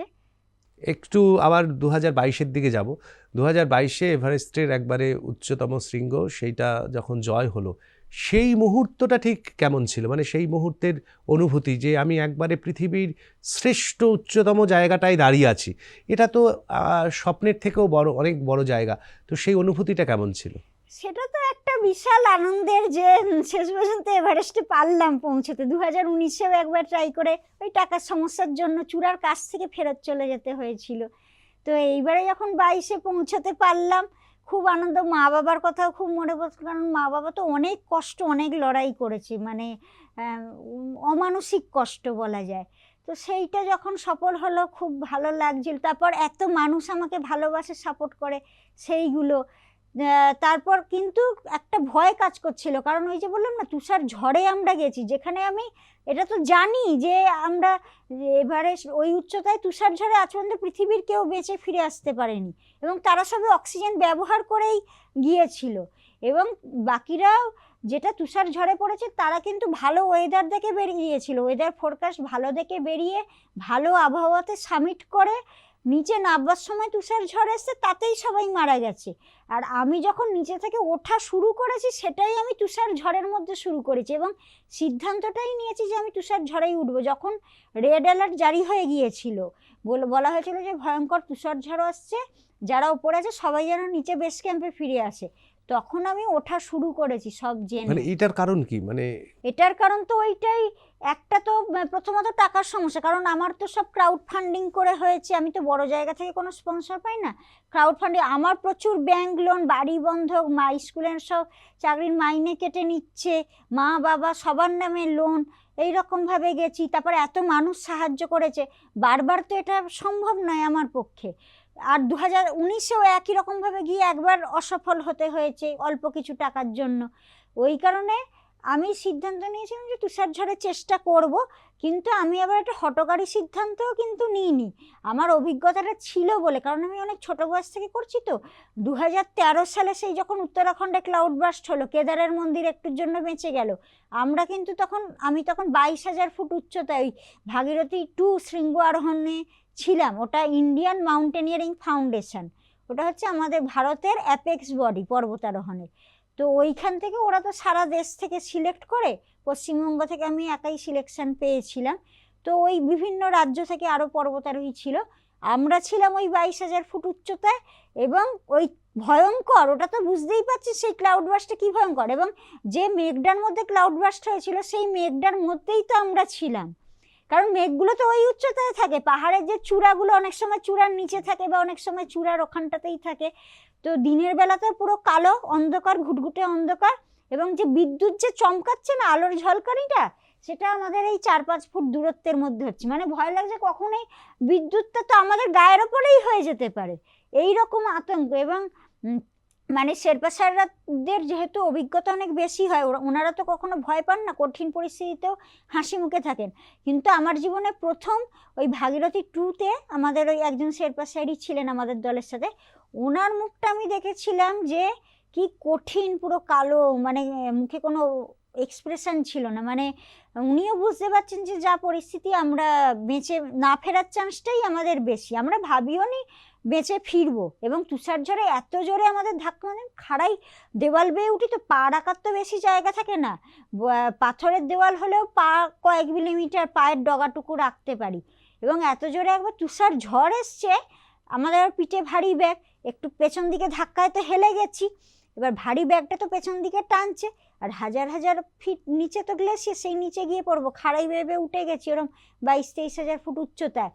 এইবারে আর ওখানে কি হয়, উপরে তো মাটি নেই, ওপরে শুধু একটা পাথরের ওপর জাস্ট পাথর সাজানো, আর ওই যে জায়গাটা দিয়ে উঠছিলাম ওখানে ধস নাবেও, যে কারণে বরফটাও জমেনি ওখানটায়, ক্রমাগত ধস নাবে বলে। এবার একটা এই ঘরের সমান পাথর, কোনোটা বাড়ির সমান পাথর, শুধু একটার ওপর একটা জাস্ট ব্যালেন্সে সাজানো, মানে জোরে আওয়াজ হলে বা একটু হাওয়া দেখা হলে ওখান থেকে ধস নেবে, এইরকম অবস্থা। এবার আমাকে যখন ধাক্কা মেরেছে পেছনে হেলে গেছি, আমি একটা বিশাল বড় পাথর থেকে ধরতে গেলাম, আমি ভাবলাম এত বড় পাথর আমার ওজনটা নিয়েই নেবে। ও বাবা, দেখেছি যেই ধরেছি দেখছি, এবার তখন তো পুরো তীক্ষ্ণ নজর রাখছি, দেখছি মানে নড়ে উঠেছে পাথরটা, নড়ে গেছে, ব্যালেন্সে বসে আছে তো পুরো পাথরটা, এবং ওটা যেই নড়ে উঠেছে ওপরের পাথরগুলো তো সব নড়ে উঠেছে, এবার ওটা তো ডিসপ্লেস হয়ে যাবে। এবার সাথে সাথে আমি পাথরটা ছেড়ে দিয়েছি, আর ওই পুরো ওই আঙুলের ডগা কয়েক মিলিমিটার, ওইটার মানে কিছু না ধরে পুরো শরীরটাকে পেছনে যে হ্যাঁ শরীরটাকে ব্যালেন্স করে মানে ঠিক জায়গায় এনেছি, না হলে পুরো নিচে তো গিয়ে পড়তাম। আর পাথরটা ধরে থাকতে পাথর শুদ্ধ, আর ওই পাথর সরে গেলে তো ওপর থেকে হুড়মুড় করে ধস নেমে যেত পুরো সব নিয়ে, খুঁজেই পাওয়া যায় না ওইভাবে কেউ পড়ে গেলে। তো যাই হোক ওইটা বেঁচে গেলাম। তারপরেও কি ওই যে নামতে থাকছি তুষার ঝড়ের মধ্যে, ওখানে আমরা দড়িও লাগাতে পারিনি, কারণ বললাম লুজ যে পাথরগুলো তার মধ্যে আমরা অ্যাঙ্কারই বা কোথায় লাগাবো আর দড়ি কোথায় বাঁধবো, জায়গা নেই, ওইভাবেই নামছি। এইবারে সে তো আর মানে বুঝতেই পারে কোথা দিয়ে উঠেছে, সে তো আর জায়গা চিনতে পারছে না, কিন্তু শেরপা স্যারের অভিজ্ঞতা সেইটা কিছু বুঝতে পারছে না, তা উনি আন্দাজে কিন্তু এই 3-4 দিন পুরো আমাদের জল ছিল না, খাবার ছিল না, 10-12 ফিট বরফের নিচে তো সব চাপা পড়ে গিয়েছিল এবং হাইপোথার্মিয়া হয়ে গিয়েছিল, মানে শরীরের তাপমাত্রা নর্মালের থেকে নিচে চলে যায়, এবং আমাদের হাত পা মুখগুলো পুরো নীল হয়ে গিয়েছিল, নীল রঙের, কাউকে চেনা যাচ্ছিল না। কারণ কি হয় ওই অত ঠান্ডাতে ব্লাডটা পুরো হৃৎপিণ্ড, ফুসফুস, কিডনি, ব্রেন, মানে ভাইটাল অর্গানগুলোকে তো আগে বাঁচাতে হবে, তো রক্তটা ওইখানে কনসেন্ট্রেট হয়ে যায়, যে কারণে চামড়াটা পুরো নীল হয়ে যায়, ওইরকম পুরো হয়ে গিয়েছিলাম। এবার সেই অভিজ্ঞতাটা যে মানে এই বরফের তলায় আপনারা ছিলেন, মানে না চাপা তুষার পড়েছিলেন? ঝড় চাপা পড়িনি, আচ্ছা, কিন্তু চলছে সমানে, কন্টিনিউ চলছে, মানে হাতে পায়ে কিন্তু আর জোর নেই, মানে কোনো সার নেই, পাটা লাঠির মতো হয়ে গেছে, পাটা আমরা ভাঁজও করতে পারছি না, ভাঁজ করার শক্তি নেই বা সেই সেন্সটা নেই যে পাটা ভাঁজ করব, ওই লাঠির মতোই পাটা ফেলতে থাকছি, কারণ পা সামনে ফেলাটা বন্ধ করে দেওয়া মানে মৃত্যু অবধারিত, শরীরে আর কোনো শক্তি, খাওয়া দাওয়া নেই, জল নেই, শরীর আর করতে, তারপর অত ঠান্ডার সাথে লড়াই করতে হচ্ছে। এবার ঠান্ডার সাথে লড়াই করতে গেলে তো খাবারটাই তো আমাদের উষ্ণতাটা যোগায়, শক্তিটা যোগায়, সেটাই তো নেই। এবার তুষার ঝড়ের সাথে লড়াই, ওই লাঠির মতো পাটা শুধু একটা একটা করে একটার সামনে একটা ফেলে যাচ্ছি, এবং ওই যে গঙ্গোত্রী গ্লেশিয়ার ক্রস করেছি সেও ভয়ঙ্কর, গঙ্গোত্রী গ্লেশিয়ার পৃথিবীর একটা ভয়ঙ্কর গ্লেশিয়ার, প্রচুর ফাটল, ক্রিভার্সে ভর্তি, এবং তার উপরে তো বরফ পড়ে গেছে, নিচে যে ফাটল আমরা তো দেখতে পাচ্ছি না, জানি না কোথায় ফাটল। ওইখানে আর একটা নতুন জিনিস শিখলাম, ওই যে পাহাড়ি যে হরিণগুলো হয় আইবেক্স বলে, তাদের পায়ের ছাপ দেখে দেখে ওই পুরো গঙ্গোত্রী গ্লেশিয়ার আমরা ক্রস করেছি, না তো ফাটলে ঢুকে যেতাম। এবার যেখানে ওদের পায়ের ছাপ আছে তার মানে বুঝছি যে এখানে পাটা ফেলা যাবে, আর যেখানে নেই তার মানে এখানে ফাটল আছে বা কোনো বিপদ আছে। ওই যেখানে যেখানে ওদের পায়ের ছাপ, সেই পায়ের ছাপের উপর আমরা পা ফেলে ফেলে পুরো গঙ্গোত্রী গ্লেশিয়ার ক্রস করেছি, যেখানে চারিদিকে ফাটলে ভর্তি। মানে এখানেও সেই প্রকৃতি হেল্প করলো আর কি, প্রকৃতির একটা জীব। আচ্ছা, আমরা আমাদের একটা এই রূপকথার গল্পের মতন শুনি যে কস্তুরী বলে একটা জিনিস আছে, হরিণের নাভি থেকে বেরোয়, সেটা কি এই ধরনের মৃগ? হ্যাঁ, এই ধরনের মৃগতেই থাকে। আর একটা জিনিস জানতে চাইবো, সেটা হচ্ছে পাহাড় বা এইরকম তুষার আবৃত যে জায়গা আর কি, সেইখানে আমাদের মানে রূপকথার গল্পের মতন ইয়েতি বলে একটি কনসেপ্ট আছে। হ্যাঁ, তো কখনো এই রকম কিছু অপার্থিব অলৌকিক কিছু সম্মুখীন হয়েছেন? না, ইয়েতির সম্মুখীন আমরা কখনো হয়নি। এমনি পাহাড়ি ভাল্লুকের পায়ের ছাপ দেখেছি, সেটাও খুব বেশি উচ্চতায় নয়, 15,000 ফিটের নিচেই এই সমস্ত প্রাণীরা থাকে। তার উপরে আর তো বললাম কোনো প্রাণীও নেই, এমনকি ব্যাকটেরিয়া ভাইরাসও নেই, ওখানে কিছু থাকে না। আর ইয়েতিটা আমার যেটা মনে হয় আগেকার দিনে যেমন ম্যামথ, হাতির আকৃতি তো ম্যামথ বিশাল বড় ছিল, পাখির আকৃতি, ডাইনোসর সব তো অনেক বড় বড় আকৃতির ছিল, হয়তো পাহাড়ি ভাল্লুকের আকৃতি ওই রকম অনেক বড় সাইজের ছিল, সেইটা থেকেই হয়তো এইটা চলে থাকতেই পারে, কারণ তখন সবই বড় আকৃতির ছিল। কিন্তু এখন আর ইয়েতি আমরা কখনো দেখিনি। তুষার চিতার পায়ের ছাপ দেখেছি, কিন্তু সেটা তো অনেক নিচে মনে হয়, 5-6 মিটারের নিচে থাকছে, কিন্তু 8,000 মিটার যখন উঠে যাচ্ছে তখন তো আর 8,000 মিটার তো অনেক অনেক দূর, 5000 মিটারের উপর থেকে আর কোনো কিছু নেই। সেখানে শুধুমাত্র একবারে পাথর আর বরফ, বরফ, এছাড়া হ্যাঁ, আর কিছু নেই। না। আচ্ছা, পাহাড়ে মানে একটা উচ্চতার পরে গিয়ে বরফের রং অনেক সময় শুনেছি চেঞ্জ হয়ে যায়, হ্যাঁ, কখনো নীল হয় কখনো কালো হয়। হ্যাঁ। তো এর কারণটা কি? এটা তো ওই যে ওই উচ্চতায় বহু মানে লক্ষ বছর ধরে তো ওটা আইসটা আছে, গ্লেসিয়ারে পরিণত হয়ে গেছে। এবার যত বেশি উচ্চতা বাড়বে ওইটাকে বলে প্রথমে ব্লু আইস হবে, তারপরে ব্ল্যাক আইস, মানে ওটা বরফটা ক্রিস্টালে পরিণত হয়ে যায়, আইসটা ক্রিস্টাল হয়ে যায়। ওই জন্যই বললাম ওই যে অত হার্ড হয়। আমরা যে লোহার কাঁটা কি মানে গেতানোর চেষ্টা করছি, গিচ্ছে না, মানে মেটালের মতো টং টং করে আওয়াজ হয়, বাউন্স করে বেরিয়ে আসে, এতটাই হার্ড হয় ওখানে। মানে সেটা একবার না হলে দুবার তিনবার চারবার এরকম চেষ্টা চেষ্টা করে করে করে করে করে তবে। করে করে তারপর এক একটা স্টেপ এগোতে হয় হ্যাঁ। আর কি। এই তুষার ঝড়ের তো একটা অভিজ্ঞতা শুনলাম, এবং একটা নয় প্রায় দুটোতেই তো তুষার ঝড় ছিল। এই তুষার মাকালুর, ঝড়েই, হ্যাঁ, এভারেস্ট লড়ছে, আমি আবার দুটো তুষার হ্যাঁ, ঝড়ের মধ্যে দুটো আরোহণ করে সেটাই নিয়ে সেটাই গেছি। মানে ভাবছিলাম যে পরবর্তী সেই জায়গাটায় যাব, যে এভারেস্ট জয় করার মাত্র দুদিন পর আবার দুদিন লোটস, না, একদিন পরে, একদিন মানে পরেই ফিরে আবার হ্যাঁ, আবার লোটসে ওঠা, হ্যাঁ। এবং সেটাও তো পৃথিবীর উচ্চতম শৃঙ্গের মধ্যে হ্যাঁ, একটা চতুর্থ শৃঙ্গ, উচ্চতম, চতুর্থ প্রায় উচ্চতম শৃঙ্গ। এভারেস্টেরই সমান। তো আমি তো ওইটা বললাম, আমি প্রচুর বেশি বেশি খেতে পারি বলে এই শক্তিটা মানে আমি রাখতে পারি, কারণ খাদ্যই তো শক্তি জয়। এবার ওখানে যেটা অন্যদের ক্ষেত্রে কি হচ্ছে, সে তো খেতে পাচ্ছে না, জলই খেতে পারে না ওখানে, জল খেলে ওখানে বমি পায় মানুষের, কারণ অর্গ্যান তো হজম করার যে অর্গ্যানগুলো তো কাজ করছে না। এবার আমার যেহেতু ওটা পুরো নর্মাল কাজ করে, মানে আমি বলবো সমতলের থেকে ওখানে আমার বেশি ভালো কাজ করে। সমতলে তো বললাম বাড়ির পরিস্থিতি খারাপ, নানা রকম টেনশানে, এত লোন, সব নিয়ে একটা ডিপ্রেশনে থাকি। এখানে বরঞ্চ খেতে পারি না, বমি হয়ে যাচ্ছে। ওখানে তো কন্টিনিউ খেতে থাকছি, এমনকি পকেটে খাবার ক্লাইম্বিং করতে করতেও খেতে থাকছি, যে কারণে প্রচুর আমার শক্তিটা আমার মধ্যে থাকে। এবং অন্যদের যেটা কি হয়, এটা তো অতিরিক্ত পরিশ্রম, পর্বতারোহণ অন্যান্য যে কোনো খেলার থেকে অনেক অনেক বেশি পরিশ্রম, তার উপর অক্সিজেন নেই, তার উপর খেতে পাচ্ছে না, জল খেতে পাচ্ছে না, কিছুই নেই, যে কারণে ওভার এক্সরশনে মানুষ মারা যায়। অতিরিক্ত পরিশ্রমের ফলে মানুষের হার্ট ফেলিওর হয়ে যায়, ডিহাইড্রেশন হচ্ছে জল খেতে না পারলে। ডিহাইড্রেশন থেকে। এমনও হয়েছে আমার সাথে একসাথে আরোহণ করেছি, চূড়ায় গেছি, গল্প কথা বলতে বলতে গেছি, নেবে এসে পরের দিন সকালে দেখছি যে তাঁবুর ভেতরে সে মৃত অবস্থায় থেকে পাওয়া যাচ্ছে, মানে এসে তার হার্ট ফেলিওর করে যাচ্ছে। সেই সব অভিজ্ঞতাও সঙ্গী থাকে। পাহাড়ে উঠতে গেলে একটু আগে আপনি বলছিলেন যে এরকম অনেক মানুষ প্রায় তো পড়ে থাকেন, যাদেরকে দেখতে জীবন্তই মনে হয়, তার কারণ সেখানে পচন কোনোভাবে ব্যাকটেরিয়া ভাইরাসের কোনো জায়গা নেই, ফলে পচনেরও বিষয় নেই। তো এটা কখনো ভয় হয়নি যে এইরকম, ধরুন আপনি তো বেশিরভাগ সময় একা একাই ভ্রমণ করেছেন, অনেক বেশি অভিযানে একা অনেক বেশি, তো এরকম এত মানুষ আশেপাশে পড়ে আছে, এটা কখনো নিজের মধ্যে কোনো ভয় সৃষ্টি করেনি?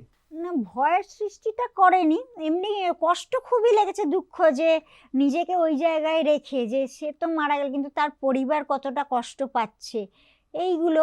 কিন্তু আমার যেহেতু শারীরিক কষ্ট পর্বতারোহণে হয় না, যেহেতু আমার অন্যরকমভাবে শরীর কাজ করে, কষ্ট হয়, ঠান্ডা এত, রাত্রিরে ঘুমোনো যাচ্ছে না, বরফের মধ্যেই তো তাঁবু গিয়ে করে, তো কষ্ট হয়, কিন্তু তাও সেটা আমি সহ্য করে নিতে পারি যেভাবেই হোক, যে কারণে অতটা ভয় আমার লাগে না, কারণ অন্যদের থেকে আমি একটু আলাদা, সেটা আমি বুঝতে পারি। কিন্তু ওইটাই, মানে তাদের প্রতি শ্রদ্ধাটা থাকে, পাহাড়ের ওপর শ্রদ্ধা সম্মানটা বেড়ে যায়, যে পাহাড়কে সবসময় কিন্তু সম্মান করে যেতে হবে, ওই নিজেকে বড় ভেবে নিলেই কিন্তু ওরকম ঘটনাটা ঘটবে। আর এবং পাহাড়ে ওঠার যে নিয়ম, সমস্ত খেলারই তো নিয়ম আছে, পাহাড়ে ওঠার ক্ষেত্রে অন্যান্য খেলা কি হবে, নিয়ম অনেকেই ভাঙে, এই যে ফুটবলে একে লাথি মেরে দিল, গালাগালি দিয়ে দিল, নিয়ম ভাঙছে, তাতে ফাউল হলে একটা মানে আছে, শাস্তি আছে, ছোট শাস্তি পেল, হ্যাঁ। খেলায় হেরে গেল, হুম। পরের বার আবার শুধরে নিতে পারবে, জেতার সুযোগ। কিন্তু পর্বতারোহণে কিন্তু প্রাণটাই চলে যেতে পারে, মানে ওর শাস্তি একমাত্র মৃত্যু, মৃত্যু। জীবন দিয়েই তাকে পূরণ করতে হবে, হ্যাঁ। এছাড়া সম্ভব নয়। যে কারণে নিয়ম মেনে চলতে হবে। আর পাহাড়কে, আসল কথা হচ্ছে পাহাড়কে সম্মান, প্রকৃতিকে সম্মান করতে হবে, প্রকৃতির শক্তি অসীম, সুতরাং নিজেকে প্রকৃতির চেয়ে বড় হিরোগিরি ওখানে দেখানো চলবে না, বরঞ্চ নিজেকে প্রকৃতির মতন করে তোলা। হ্যাঁ, বা নিজেকে ওইভাবে তৈরি করা যাতে প্রকৃতির সাথে নিজেকে আরো বেশি করে অ্যাডজাস্ট করতে পারি, একটা সম্পৃক্ততা তৈরি হয়। হ্যাঁ। এই ধসের কথা উঠছিল, জীবনে কখনো এরকম অভিজ্ঞতা হয়েছে যে ধস চলছে এবং সেখান থেকে ক্রস করতে হবে? হ্যাঁ, ওইটাই তো এভারেস্ট লোটসেতেই তো তাই হয়েছে। ওই যে বললাম না, কন্টিনিউ 5 দিন ধরে তুষার ঝড় চলছে, তার মধ্যে আমরা একা ওপরে রয়েছি, আর তো কেউ নেই সারা মানে তখন পৃথিবীর ধসও হচ্ছিল? হ্যাঁ, কারণ তুষার ঝড় হলেই যখন প্রচুর পরিমাণে বরফ জমবে, এবার খাড়াইতে তো আর বরফটা বেশি জমে থাকতে পারে না, ধস আকারে তো নামতে থাকে নিচের দিকে। এবং আমরা যখন নামছি আমাদের ওপর দিয়ে ধস যাচ্ছে, মানে আমরা পুরো ওই অ্যাভালাঞ্চের ভেতরে ঢুকে গেছি, ঢুকে গিয়ে নামছি, কোথায় পা ফেলছি কোথায় হাত রাখছি কিছু বুঝতে পারছি না। তারপর তো ফাটলও তো থাকে অনেক, এবং আমাদের ওপর দিয়ে মানে পুরো এই অন্ধকারের মধ্যে রয়েছে, আমাদের ওপর দিয়ে পুরো ধসটা যাচ্ছে, আমরা ওইভাবেই নামতে থাকি। এবং ওঠার সময়ও হয়েছিল, ওঠার সময় তো আমাদের পুরো তুলে তুলে আছাড় মেরে ফেলছিল আমাকে আর শেরপা স্যারকে। এবং মানে ওই যে ওপর থেকে ধসটা নামছে না, যে কারণে কি হচ্ছে, কাঁটাটা তো একটা স্টেবিল বরফ হলে তবে তো গেঁথাতে পারবো, এবার চলমান বরফের মধ্যে আর কাঁটাটা কিভাবে গেঁথাবো, আমাদের শুদ্ধ তো নিয়ে নিচে নেমে যাচ্ছে। এইবারে মানে দু পা উঠছি তো 5 পা নিচে নেমে যাচ্ছি, সেই হাঁচড় পাঁচড় করে। এবার অক্সিজেন ছাড়া সেই লড়াইটা আমি করছি। তার উপর এবার মাস্কটা থাকলে অনেকটা তো মুখটা গার্ড হয়ে যায়, যেহেতু মাস্ক নেই, পুরো মুখ খোলা, পুরো তুষার ঝড়ের ঝাপটাতে তো আমার পুরো চামড়াটা আমরা খুবলে গিয়েছিল, তার দাগগুলো পর্যন্ত এখনো থেকে গেছে, কারণ অনেকটা গভীর হয়ে খুবলে গিয়েছিল। এইবার তার উপর কি অক্সিজেন ছাড়া যাচ্ছে বলে নাক মুখ দুটো দিয়ে তো শ্বাস প্রশ্বাস নিচ্ছি, মানে শরীরে যত শক্তি আছে সব কিছু দিয়ে শ্বাসটা টানছি। এবার ওই ধসটা যে নামছে ওপর থেকে এসে তো মুখের ভেতর ঢুকে যাচ্ছে, নাকে ঢুকে যাচ্ছে, চোখে ঢুকে যাচ্ছে, তুষার ঝড়ের ঝাপটাটাও ঢুকছে, আবার বরফের ধসটাও ঢুকে যাচ্ছে। সেইটার সাথে লড়াই করে করে ওপর দিকে উঠতে হচ্ছে খাড়াই বেয়ে বেয়ে। তো এইভাবে লড়াই, এবং অক্সিজেন তো মাত্র ব্যবহার করেছি হিলারি স্টেপটায়, তাও শেরপা স্যার ভয় পেয়ে গিয়ে। এমনিতে তো ভয় পাচ্ছি, কারণ জানি যে পৃথিবীতে কেউ এখনো বাঁচেনি, সেখানে আমি লড়াইটা করতে পারছি বলে। আর শেরপা স্যার বারবার বলছে আর নয়, এবার নিচে নেমে চলো। আমি বলছি স্যার একটু চেষ্টা করি, কারণ আমার পুরোপুরি শক্তিটা কিন্তু পুরো ছিল, একটু দুর্বল আমি হয়ে যাইনি, যে কারণে মনের জোরটা ছিল। আমি বারবার বলছি একটু চেষ্টা করি, না পারলে তখন তো নিচে চলে যাব। এবার দেখছি যে ঠিক আছে উঠতে পারছি। তারপরে তো ওই হিলারি স্টেপে ওইখানে তো খুবই বিপজ্জনক, কারণ ওখানে পাথরের দেওয়াল, আবার সেটা এতটাই খাড়াই এবং কাঁচের মতো, আয়নার যে কাঁচের মতো তেলা, কোনো খাঁজ নেই। এবার আমরা তো জুতোর তলায় লোহার কাঁটা লাগিয়ে রেখেছি, এবার কাঁটাটা যে একটু সাপোর্ট দেবো, কোনো একটা পাথরে খাঁজ থাকলে সেইখানটায় তো সাপোর্ট দেবো, ওখানে যে কাঁচের মতো তেলা হয়, আমি কাঁটাটা কোথায় রাখবো, এবার সেইটা হচ্ছে না। এবার সেই তার উপর তুষার ঝড়ে তো ধাক্কা মেরে উড়িয়ে নিয়ে চলে যাচ্ছে ওইখানটায় সে। এবং ওইটা হচ্ছে 5খানা ওরকম টাওয়ার আছে, রকের পাথরের টাওয়ার, মানে একটাতে উঠছি তো, এবার ভাবছি এটা উঠে মনে হয় এটার ওপরেই চূড়া আছে, পৌঁছে গেলাম। ও বাবা, ওটার ওপরে উঠে দেখি যে না, সামনে আর একটা ওই রকম আরো উঁচু ওরকম একটা পাথরের খাড়াই টাওয়ারের মতো। আর এইগুলো যে বলছে টাওয়ার মানে ছোটোখাটো ব্যাপার নয়, কয়েকশো বা 1000 ফুটের মতো। তো এবার সেইটা দিয়ে একটু নেবে, আবার ওইটাই উঠছে, যাক গে এইটার ওপরে। এই সময় কি দড়ি ব্যবহার করা হয়? মানে দড়িটা ছিল, কিন্তু দড়িটাও কোনো কাজে আসে, কারণ পুরো যেহেতু খাড়াই না, এবার পাটা যেহেতু রাখতে পারছি না, দড়িটা তো জাস্ট থাকে যদি পড়ে যাই বাঁচানোর জন্য। এইবার দড়িটা শুদ্ধ তো মানে চলে আসছে, নিচে ঝুলে যাচ্ছে আর কি, গিয়ে সেই খাদে গিয়ে পড়ছে। এবং ওখানে তুষার ঝড়ের ধাক্কায় ওখানে মৃতদেহ ছিল, সেইখানে এবার গিয়ে পড়েছি পুরো খাড়াই, এবং ওই মৃতদেহটা ছিল বলে আটকে গেছি। এবার দড়িটা যে এত টানা পড়েন ধাক্কাধাক্কি হচ্ছে, ফট করে তো ছিঁড়েও যেতে পারে, কেটেও তো যেতে পারে, এইসব তো তখন ভয় লাগছে। যে কারণে স্যার ওইখান থেকে এবার অক্সিজেন, মানে ওখান থেকে 50-60 মিটার মাত্র চূড়াটা বাকি ছিল, ওই টাওয়ারগুলো পেরিয়ে পেরিয়ে 4-5টা মতো গিয়ে তারপর ওই আসল চূড়াটা। তো এইটা আরও কি, ওইটা টাওয়ারের যদি মানে ওই যে রকের যে দেওয়ালগুলো, তার যদি আমরা ওপর দিয়ে যেতাম, যখন আবহাওয়া ভালো থাকে তখন তারা ওই একটু ওপর দিক দিয়ে যায়, ওইখানটা দিয়ে যাওয়াটা একটু সুবিধা।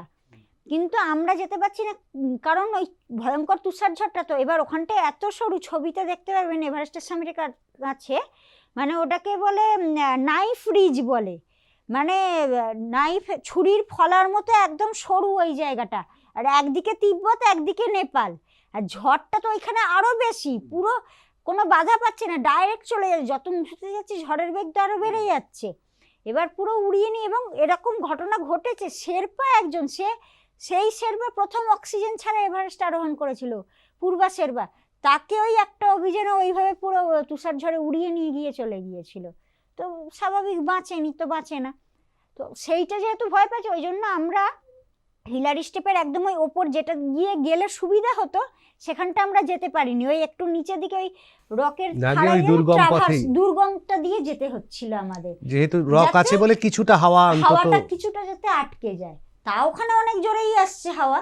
কিরকম গতি থাকে মোটামুটি তুষার ঝড়ের ওই সময়টা ছিল? তো মানে হাওয়া যেটাকে বলে সেটা 100 কিলোমিটার বেগে চলে সেটাকে হাওয়া বলে, এবার তার চেয়েও অনেক বেশি জোরে সেটা ঝড়, সেটা তখন ঝড় হয়। এবং আমাদের খুব রোমান্টিসিজম আছে যে স্নোফল হয় পাহাড়ে গেলে, আমরা খুব রোমান্টিসাইজড হয়ে যাই আর কি স্নোফল দিয়ে। এই স্নোফল আর তুষার ঝড়ের মধ্যে পার্থক্য কতটা?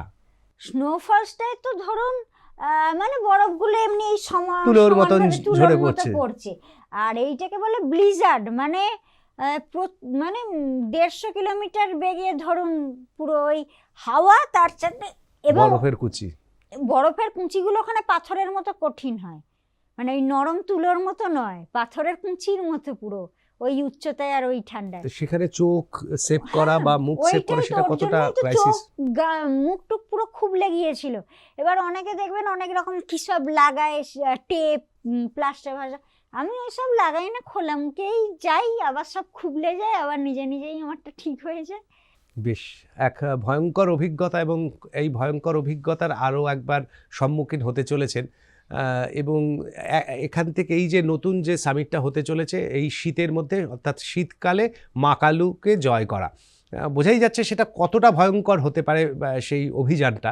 সেইটা সম্পর্কে একটা জিনিস জানতে চাইব যে প্রথমত যে এটার জন্য তো পারমিশন লাগে, একটা সামিটে গেলে বিভিন্ন পারমিশন লাগে, তো এই পারমিশনগুলো কারা দেন মূলত? মানে এটা কি নেপাল সরকার দেবে পারমিশন? আচ্ছা, তাহলে নেপাল সরকার এই অভিযানের ক্ষেত্রে পারমিশন কি সহজে দেবে? তার কারণ উইন্টার তো সিজন নয়, এই সময় মানে ক্লাইম্ব করার তো সিজন নয় এটা। না, যে কোনো টাইমেই ওরা পারমিশন দেবে, যে সময় যেতে চায় পারমিশন দেবে, উইন্টারেও দেবে। আমাকে অলরেডি পারমিশন তো দিয়েই দিয়েছে। এবার নিজের ওপর নির্ভর করছে, এবার নিজেকে সেইভাবে এবার ওরা তো সেইটা চেক করে কার কি অভিজ্ঞতা আছে, এর আগে কি ক্লাইম্ব করেছে সেইগুলো ওরা চেক করে নেয়, সেইটা চেক করে তবে পারমিশন দেবে। এবার আমার সেইগুলো আছে বলে দিয়েছে, আর তো বেশি কাউকে দেয়নি। ইউরোপের আছে 2 জন আর আমি, আর তো কেউ নেই, এই আর কি। এই দ্বিতীয় প্রশ্ন সেটা হচ্ছে যে এই ধরনের অভিযানের জন্য তো প্রচুর অর্থ লাগে, তার কারণ হচ্ছে অর্থ ছাড়া এই যে শেরপাদের আয়োজন বা বিভিন্ন জিনিসপত্র, এত সামগ্রী নিয়ে যাওয়া, টেন্ট ইত্যাদি সব কিছু নিয়ে, এই আর্থিক সহযোগিতার জায়গাটা কিভাবে পেয়ে এসছেন আপনি? ওইটা এমনি মানুষ খুবই সাপোর্ট করেছে আমাকে, কিন্তু ওই বড় ক্রিকেটে যেমন কি প্রচুর স্পন্সর আছে, গভর্নমেন্ট, কর্পোরেট সব লেভেল থেকে সাপোর্ট, সেইটা পর্বতারোহণে একদমই নেই। আর পর্বতারোহণে আর একটা যেটা ব্যাপার হচ্ছে, দর্শক তো ওখানে উপস্থিত থাকতে পারে না।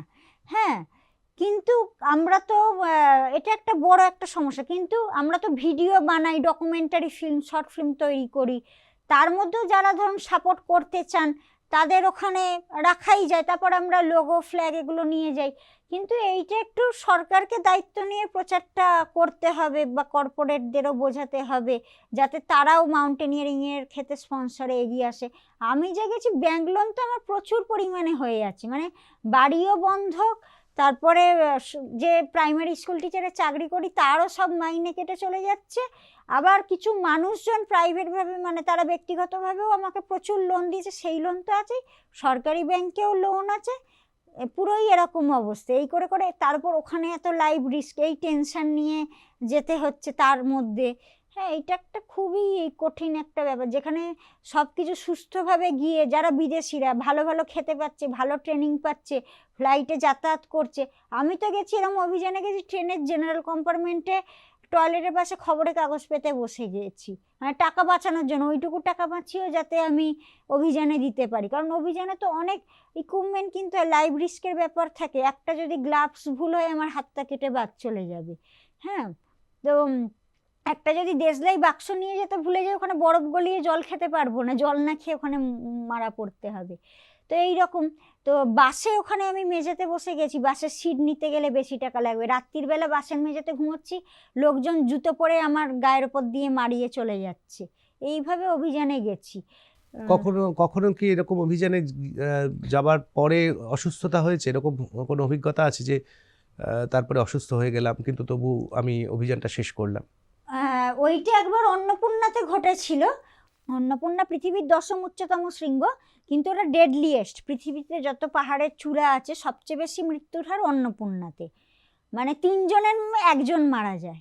3 জন এটার অভিযানে। কারণ কি, মানে তার গাঠনিক হ্যাঁ, অবস্থা? মানে খুব টেকনিক্যাল, খুব মানে আর কি, মানে টেকনিক্যাল আর বিপদে বেশি, মানে ধস নাবে, অ্যাভালাঞ্চ এগুলোও বেশি। এমন এমন ওখানে জায়গা আছে, মানে উঠতে হবে, সেইখানে একদিকে ফাটল আর একদিকে খাদ, সেইখানে যে পাটা রাখবো একটা ছুরির ফলার মতো একটা সরু জায়গা। এবার নাববার সময়ও যে নাববো, ওখানেও প্রচুর ফাটল তো আছেই, আর আছে ওভারহ্যাংটা অনেক বেশি। ওভারহ্যাং হচ্ছে 90 ডিগ্রিকে ওয়াল বলে, এই খাড়াই দেওয়ালটা। ওভারহ্যাং আবার উল্টো দিকে এরকম ঝুলছে, মানে ঝুলে ঝুলে উঠতে হবে। ওই রকম হ্যাঙ্গিং গ্লেশিয়ার অন্নপূর্ণাতে অনেক বেশি। এইগুলোর ফলে কি হয়, ধরুন ওরকম হ্যাঙ্গিং গ্লেশিয়ার যদি থাকে, নিচে যে ফাটল আছে দেখতে পাওয়া যায় না ওপর থেকে। এবার ওখান থেকে লাফাতে গেল বা কিছু হলো, ওই ফাটলে ঢুকে গেল, এরকম হয়েছে। হ্যাঙ্গিং গ্লেশিয়ার ভেঙে পড়েছে, অ্যাভালাঞ্চ নেমেছে, আইস অ্যাভালাঞ্চ। অন্নপূর্ণাতে আবার আইস অ্যাভালাঞ্চ নেবে, ওই পাথরের শক্তর মধ্যে ক্রিস্টাল, ওই বড় বড় চাই, এক একটা চাই ওখানে এরকম বড় বড় ঘর, এক একটা বড় বড় বাড়ির মতো চাই। Summit which? Annapurna Summit. Valley. मैं पियाली Who's that? पोशाक हाँ बोलो बोलो अच्छे से बोलो पहले। इंडिया से हूँ और मैं विदाउट ऑक्सीजन अन्नपूर्णा समिट जा रही हूँ, और परसों भी मैं बहुत बुरा ओवरहैंग। अन्नपूर्णा समिट जाने के लिए बहुत सारे बड़ा बड़ा ओवरहैंग चढ़ना होता है।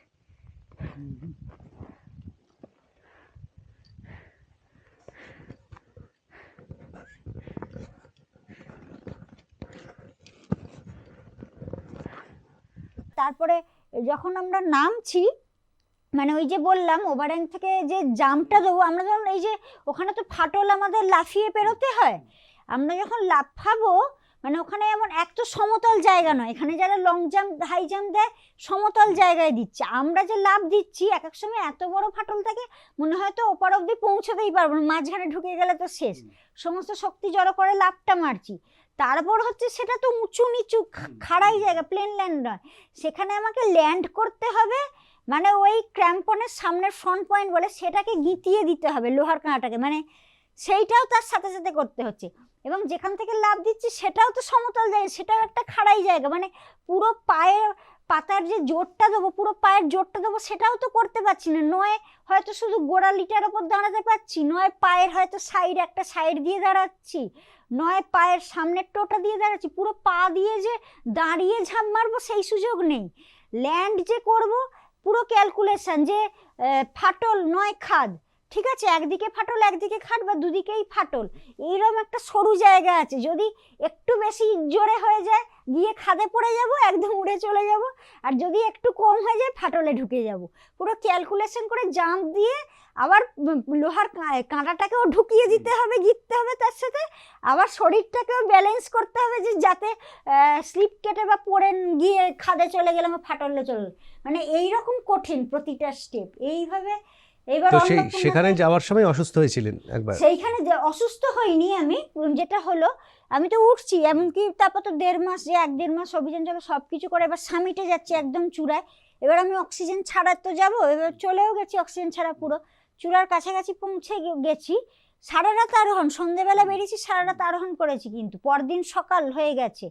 এইবার ওই বললাম এই ফান্ডের টাকার সমস্যা, এই এভারেস্টে 2019-এও তাই করেছিল, যেহেতু টাকা বাকি আছে, এবার বলছে যে পারমিট নেই, এই সেই, মানে খারাপ বিহেভিয়ার করছে, আমাকে কিছুতে সামিটে যেতে দেবে না, নিচে নেমে আসতে বলছে, নানা রকম ভয় দেখাচ্ছে, ইয়ে করছে।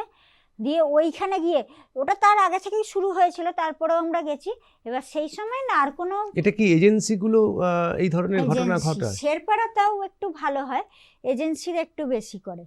এবং আমরা যে দলটার সাথে যাচ্ছিলাম নিমস দাই, উনি হচ্ছেন পৃথিবীর মানে সেরা এখন পর্বতারোহী। তো ওনাদের টিম এবার কি হয়েছে, আমার সাথে এরকম ঝামেলা করছিল বলে আমার একটু বেরোতে লেট হয়ে গিয়েছিল। এবার ওই যে যেখানে একটা বিপজ্জনক জায়গা আছে ওইখানটা দড়িও ওখানটায় ছিল না, ঠিক আছে। এবার ওরা অনেকটা এগিয়ে চলে গেছে, এবার আমরা ওখানটা বুঝতে পারছি না তো কোন দিকটা দিয়ে যাব, খাড়াই চারিদিকে ফাটল, এবার পড়ে গেলে তো লাইফটাই চলে যাবে পুরো। যে কারণে ওই চূড়ার কাছে পৌঁছে ওইখান থেকে আমরা নিচে ফেরত এলাম, সেই ঝগড়াঝাটি সব দিয়ে নিচে এলাম। নিচে এবার 4 নম্বর ক্যাম্পে এলাম, দিয়ে ওখানে গিয়ে আমাদের টেন্ট দেয়নি, মানে টেন্টে ঢুকতে দিচ্ছে না, খারাপ ব্যবহার করছে। সেই 24 ঘন্টা কিন্তু আমাদের কেটে গেছে। আগের দিন সন্ধেবেলা বেরিয়ে সারা রাত আরও সামিট নাবতে নাবতে তো বিকেল হয়ে গেছে, দিয়ে ওই হাওয়া চলছে, ওয়েদারও সেই দিনকে খারাপ, যে কারণে কেউ সামিটে যায়নি, সব ওখানে অপেক্ষা করছে, আর আমাদের তাঁবুতেও ঢুকতে দেয়নি। এসে সেই বিকেল থেকে রাত 10টা অবধি খোলা আকাশের তুষারঝড়ের মধ্যে দাঁড়িয়ে রইলাম। 24 ঘন্টা জল খাওয়া নেই, খাবার খাওয়া নেই, ওখানে পৌঁছেও আমাদের জল দেয়নি, খাবার। এবার বিউটেন গ্যাস না পেলে তো আমরা বরফ গলিয়ে জলও তৈরি করতে পারছি না, ওইভাবে দাঁড়িয়ে রইলাম। দিয়ে রাত্রির 10টার সময় একটা তাঁবু আমরা পেলাম, খালি পেলাম, ওটাই ঢুকলাম। কিন্তু ওই যে ওর ফলে আমার তো জ্বর সর্দি সব হয়ে গেল ওই ঠান্ডা হাওয়ার। আর ওখানে তো হাওয়া মানে তো বুঝতেই পারছেন কি জিনিস, পুরো আইসি উইন্ড যেটা বলে, বরফের ঝড়। দিয়ে দিয়ে সেই জ্বর সর্দি নিয়ে পরদিন আবার দুপুরে ওই রাত্রির 10টায় তারপর আবার দুপুরবেলা বেরিয়ে পড়েছি, ওই জ্বর সর্দি নিয়ে আবার আরোহণ করলাম, অন্নপূর্ণা সামিট করলাম। অনেকে সুস্থ অবস্থায় অন্নপূর্ণা সামিট করতে পারেনি, তারপর আপনি কমপ্লিট করেছেন, সাবমিট করেছেন। হ্যাঁ, ওখানে তো অন্নপূর্ণা সামিটটা এমন, ওটাও বলার দরকার, মানে অন্যান্য সামিটের থেকেও অনেক কঠিন। অন্নপূর্ণা সামিটে পা রাখারই জায়গা নেই, মানে একটা পায়ে দাঁড়াতে হবে। সামিটটা এতটাই খাড়াই আর পুরো ছুঁচলো জায়গাটা, একটা পায়ের ওই লোহার কাঁটাটা লাগিয়ে দাঁড়াতে হবে, একটা পা ওপরে একটা পা এক পায়ের মধ্যেই শরীরের ব্যালেন্স, দুটো পা রাখারও ওখানে জায়গা নেই, আর পুরো এরকম খাড়াই ছুঁচলো একদম ছুরির ফলার মতো। এইরকম অন্নপূর্ণা সামিট, কারণ আমাদের এখান থেকে কেউ যায়নি, অন্নপূর্ণা সামিটটা কেমন দেখতে হয় সেটাই জানে না। আমার একবারে পুরো পিন পয়েন্টের মতন একটা জায়গা। হ্যাঁ, ছবি ভিডিও সব আছে আমার কাছে। বেশ, এই গল্প তো চলতেই থাকবে, মানে এই অভিজ্ঞতা ঘন্টার পর ঘন্টা কেটে গেলেও কিন্তু তা শেষ হবে না, আর তার শোনার আগ্রহ কখনো থামবে না। আশা করি আপনাদেরও সেই আগ্রহ রয়েই গেল। আমরা আবার অধীর আগ্রহে অপেক্ষা করব এই যে আবার মাকালু সামিট করে এই শীতের মধ্যে কি কি স্টেপ পেরিয়ে আবার পিয়ালি বসাক নতুন এক দৃষ্টান্ত স্থাপন করবেন গোটা পৃথিবীর কাছে, তার জন্য আমরা তো প্রতীক্ষায় থাকব। তবে যেহেতু বহু মানুষ আমাদের এই পডকাস্ট দেখছেন বা শুনছেন, তাই আমি একটু আপনার কাছে বলতে চাই যে মানুষের কাছে, সাধারণ মানুষের কাছে বা আমাদের এই সমাজ মাধ্যম থেকে কোনো প্রতিষ্ঠান, সে রাষ্ট্র হোক, রাজ্য হোক বা যে কোনো জায়গা থেকে আপনার যদি কিছু তাদের প্রতি কিছু বক্তব্য থাকে আপনি যদি বলেন। একটা তো বলবো, ক্রিকেটে যেমন অনেক সাপোর্ট আছে, পর্বতারোহণেও যেন সেই সাপোর্টটা আছে। কারণ আমি তো প্রচুর স্কুল কলেজ ইউনিভার্সিটিতে ইনভাইট করে, ছাত্রছাত্রীরা তো প্রচণ্ড অনুপ্রাণিত হয়, তারাও যেতে চায়। তো সাপোর্ট, আমি যেমন লোন নিয়ে ওরম জায়গায় চলে গেছি, সবাই তো সেটা যেতে পারবে না লোন নিয়ে, তো সেই সাপোর্টটা যেন পায়। আর একটা হচ্ছে যে পর্বতারোহণে গিয়ে যেটা আমি বুঝেছি অভিজ্ঞতা, যে মানুষ হিসেবে ভালো হতে হবে। ভালো মানুষ হলে কিন্তু অনেক মানুষ সাপোর্টের জন্য এগিয়ে আসবে। আমার যেমন অভিযানের জন্য সবজি বিক্রেতা, মাছ বিক্রেতা, ডাক্তার, টিচার, দোকানদার, সমস্ত সমাজের সমস্ত অংশের মানুষ আমার পাশে দাঁড়িয়েছে। 1 টাকা 2 টাকা করে ক্রাউড ফান্ডিং হয়ে বিন্দু বিন্দু করে সিন্ধু হয় না, ওরমভাবে হয়েছে লক্ষ লক্ষ টাকার যে অভিযান হয়েছে। তো সেইটা বলবো। এবার কিন্তু আমাদের টেনশন তো হয়, ক্রাউড ফান্ডিংয়ের সময় অনেকটা বেশি লাগে, বড় স্পন্সর পেয়ে গেলে সেই টেনশন মুক্ত হয়ে যাওয়া যায়, এইটা একটা। আর একটা বলবো, এবারে যেটা আমি মাকালু অভিযান করতে চলেছি, পৃথিবীর মধ্যে প্রথম মেয়ে হিসেবে আমি করতে চলেছি। এতটাই কঠিন, শীতকাল একদম আকাশ পাতাল তফাৎ, গরমকালেই মাকালু উঠতে পারে না, খুব কম মানুষ পৃথিবীতে উঠেছে, সেখানে শীতকালে যাচ্ছি। এবং সারা পৃথিবী থেকে 2 জন মাত্র ছেলে, পুরুষ মাত্র 2 জন, একজন রাশিয়ার একজন ইতালির আরোহণ করেছেন। তো এইরকমই একটা কঠিন, এবং মাকালু বেস ক্যাম্প পৌঁছানোই অনেক কঠিন, গরমকালে পৌঁছানোই অনেক কঠিন। সেখানে তো শীতকালে, এবং মাকালু যখন আমরা ট্রেকিং করে যাব বেস ক্যাম্পে, ওখানে কিছু কিছু গ্রাম আমরা পেয়েছিলাম। তো 2023 সালের 17ই মে একবার সামিট করেছি, তো এই গ্রাম কিছু পেয়েছিলাম। এবার শীতকালে তো সেই গ্রামেও মানুষ পাবো না, কারণ তারা তো সব শীতকালে নিচে চলে গেছে। তো ওই, এবং ওখানেই কোমর বুক সমান বরফ থাকবে, এখন আরও কঠিন হয়ে গেছে বেস ক্যাম্প পৌঁছানো। তো ওইভাবে বেস ক্যাম্প পৌঁছাবো 10-11 দিন, তারপরে বেস ক্যাম্প থেকে তো আবার খাড়াই বেয়ে বেয়ে 28,000 ফুট উচ্চতা অবধি ক্লাইম্বিং করতে হবে। তো ওইটাই সবার কাছে অনুরোধ, যে আপনারাও সবাই আগেও যেভাবে পাশে থেকেছেন সমস্ত সাপোর্ট দিয়ে, আশীর্বাদ ভালোবাসা দিয়ে, সেইভাবে আবার সবাই পাশে থাকলে, আমি এবারেও এই লোন নিয়েই বেরোতে হচ্ছে। হ্যাঁ, মানে যেটুকু লোন ওই চাকরির টাকা মাইনে কেটে কেটে শোধ হয়েছিল, সেইখান থেকে আবার লোন নিয়েছি। তো এই করে যাচ্ছি। সবাই যদি পাশে এসে দাঁড়ান, তাহলে মানে ভারতবর্ষ তো এবার পর্বতারোহণে এটা পৃথিবীর সেরা হয়ে যাবে। আমি পৃথিবীর মধ্যে প্রথম হওয়া মানেই তো আমাদের দেশ পৃথিবীর মধ্যে প্রথম হয়ে যাবে। তো সেইটা যাতে আমি সফল করতে পারি, এবং ভবিষ্যতে আরও আমার পরিকল্পনা আছে, যেগুলোতে আমি পৃথিবীর মধ্যে প্রথম হতে পারবো, ওয়ার্ল্ড রেকর্ড করতে পারবো। তো মানুষ যেন পাশে দাঁড়ান। এবং আর একটা যেটা বললাম, যে অন্যান্য খেলার থেকেও পর্বতারোহণে মানসিক উন্নতি, মানে সামাজিক উন্নতি, দেশের উন্নতি, এগুলো অনেক বেশি পরিমাণে করা যায়। মানে আমূল পরিবর্তন, বৈপ্লবিক একটা পরিবর্তন দেশের জন্য করে দেওয়া যায়। এটা তো একটা কাজে লাগবেই। আরও নতুন প্রজন্ম যদি পর্বতারোহণে আসে, দেশটাই পাল্টে যাবে। তো এইটা আমি চাইবো। এ চাওয়া ক্ষুদ্র, কিন্তু এ চাওয়ার প্রাণটা অনেক বৃহৎ, তার ভেতরটা অনেক অনেক বিস্তৃত। আমরা জানি না এ চাওয়া আমরা কবে পূরণ করতে পারবো, যেটা পিয়ালি বা শাকের মতন পর্বতারোহীরা ভাবেন, এবং তারা তাদের এই পর্বত যাপন দিয়ে আমাদের সামনে বারবার প্রমাণ করেন। তার আগামী যে অভিযান, সেই অভিযানের প্রতি আমাদের অনেক অনেক শুভেচ্ছা রইল। তার অভিযান সুষ্ঠুভাবে সম্পন্ন হোক। তিনি আমাদের দেশের, আমাদের রাজ্যের গৌরবকে আরও সামনের দিকে এগিয়ে নিয়ে যান, বাড়িয়ে রাখুন, এবং গোটা পৃথিবীর বুকে এই দেশ আবারও সেই জগৎ সভায় শ্রেষ্ঠ আসন নিক। তার কারণ শীতকালে মহিলা হিসাবে তিনি প্রথম আবারও মাকালু অভিযানে যাচ্ছেন, মাকালু শৃঙ্গকে জয় করতে যাচ্ছেন। এই যে চাওয়া, এই যে পাওয়া, এবং এই যে শ্রেষ্ঠত্ব, তা আমাদের কাছে অহংকারের, গর্বের। অনেক ধন্যবাদ দিদি, আজ আমাদের সঙ্গে সময় দেওয়ার জন্য। এই আপনার এই অভিযান সম্পন্ন হোক, এটা আমাদের খুব আন্তরিক চাওয়া পাওয়া।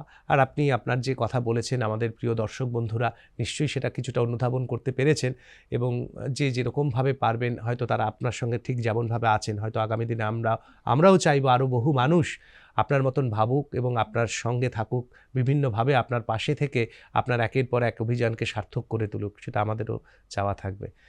তো আজকে তাহলে এখানেই আমরা শেষ করছি। তবে আমরা কিন্তু আপনাদের সঙ্গে শুনবো তোমার এই বিশেষ অনুষ্ঠানে এই রকম বিশেষ বিশেষ অতিথিদের নিয়ে আসি, এবং তাদের কথা, তাদের মনের কথা, তাদের যাপনের কথা, তাদের সংগ্রামের কথা আপনাদের সামনে তারা অকপটে তুলে ধরেন। তাই আপনারা আমাদের সঙ্গে থাকুন, এবং আমাদের এই যে চ্যানেল আর+ ডিজিটাল, সেই চ্যানেলে আমাদের এই বিশেষ পর্বগুলোতে আপনারা জাস্ট আমাদের সঙ্গে থেকে সাবস্ক্রাইব করে, লাইক করে, শেয়ার করে আমাদের পাশে এমনভাবে থাকুন যাতে আরও অনেক অতিথিদের সঙ্গে আমরা বুঝতে পারি, এবং আপনাদের সামনে তাদেরকে আমরা হাজির করতে পারি। ভালো থাকবেন, সুস্থ থাকবেন। নমস্কার।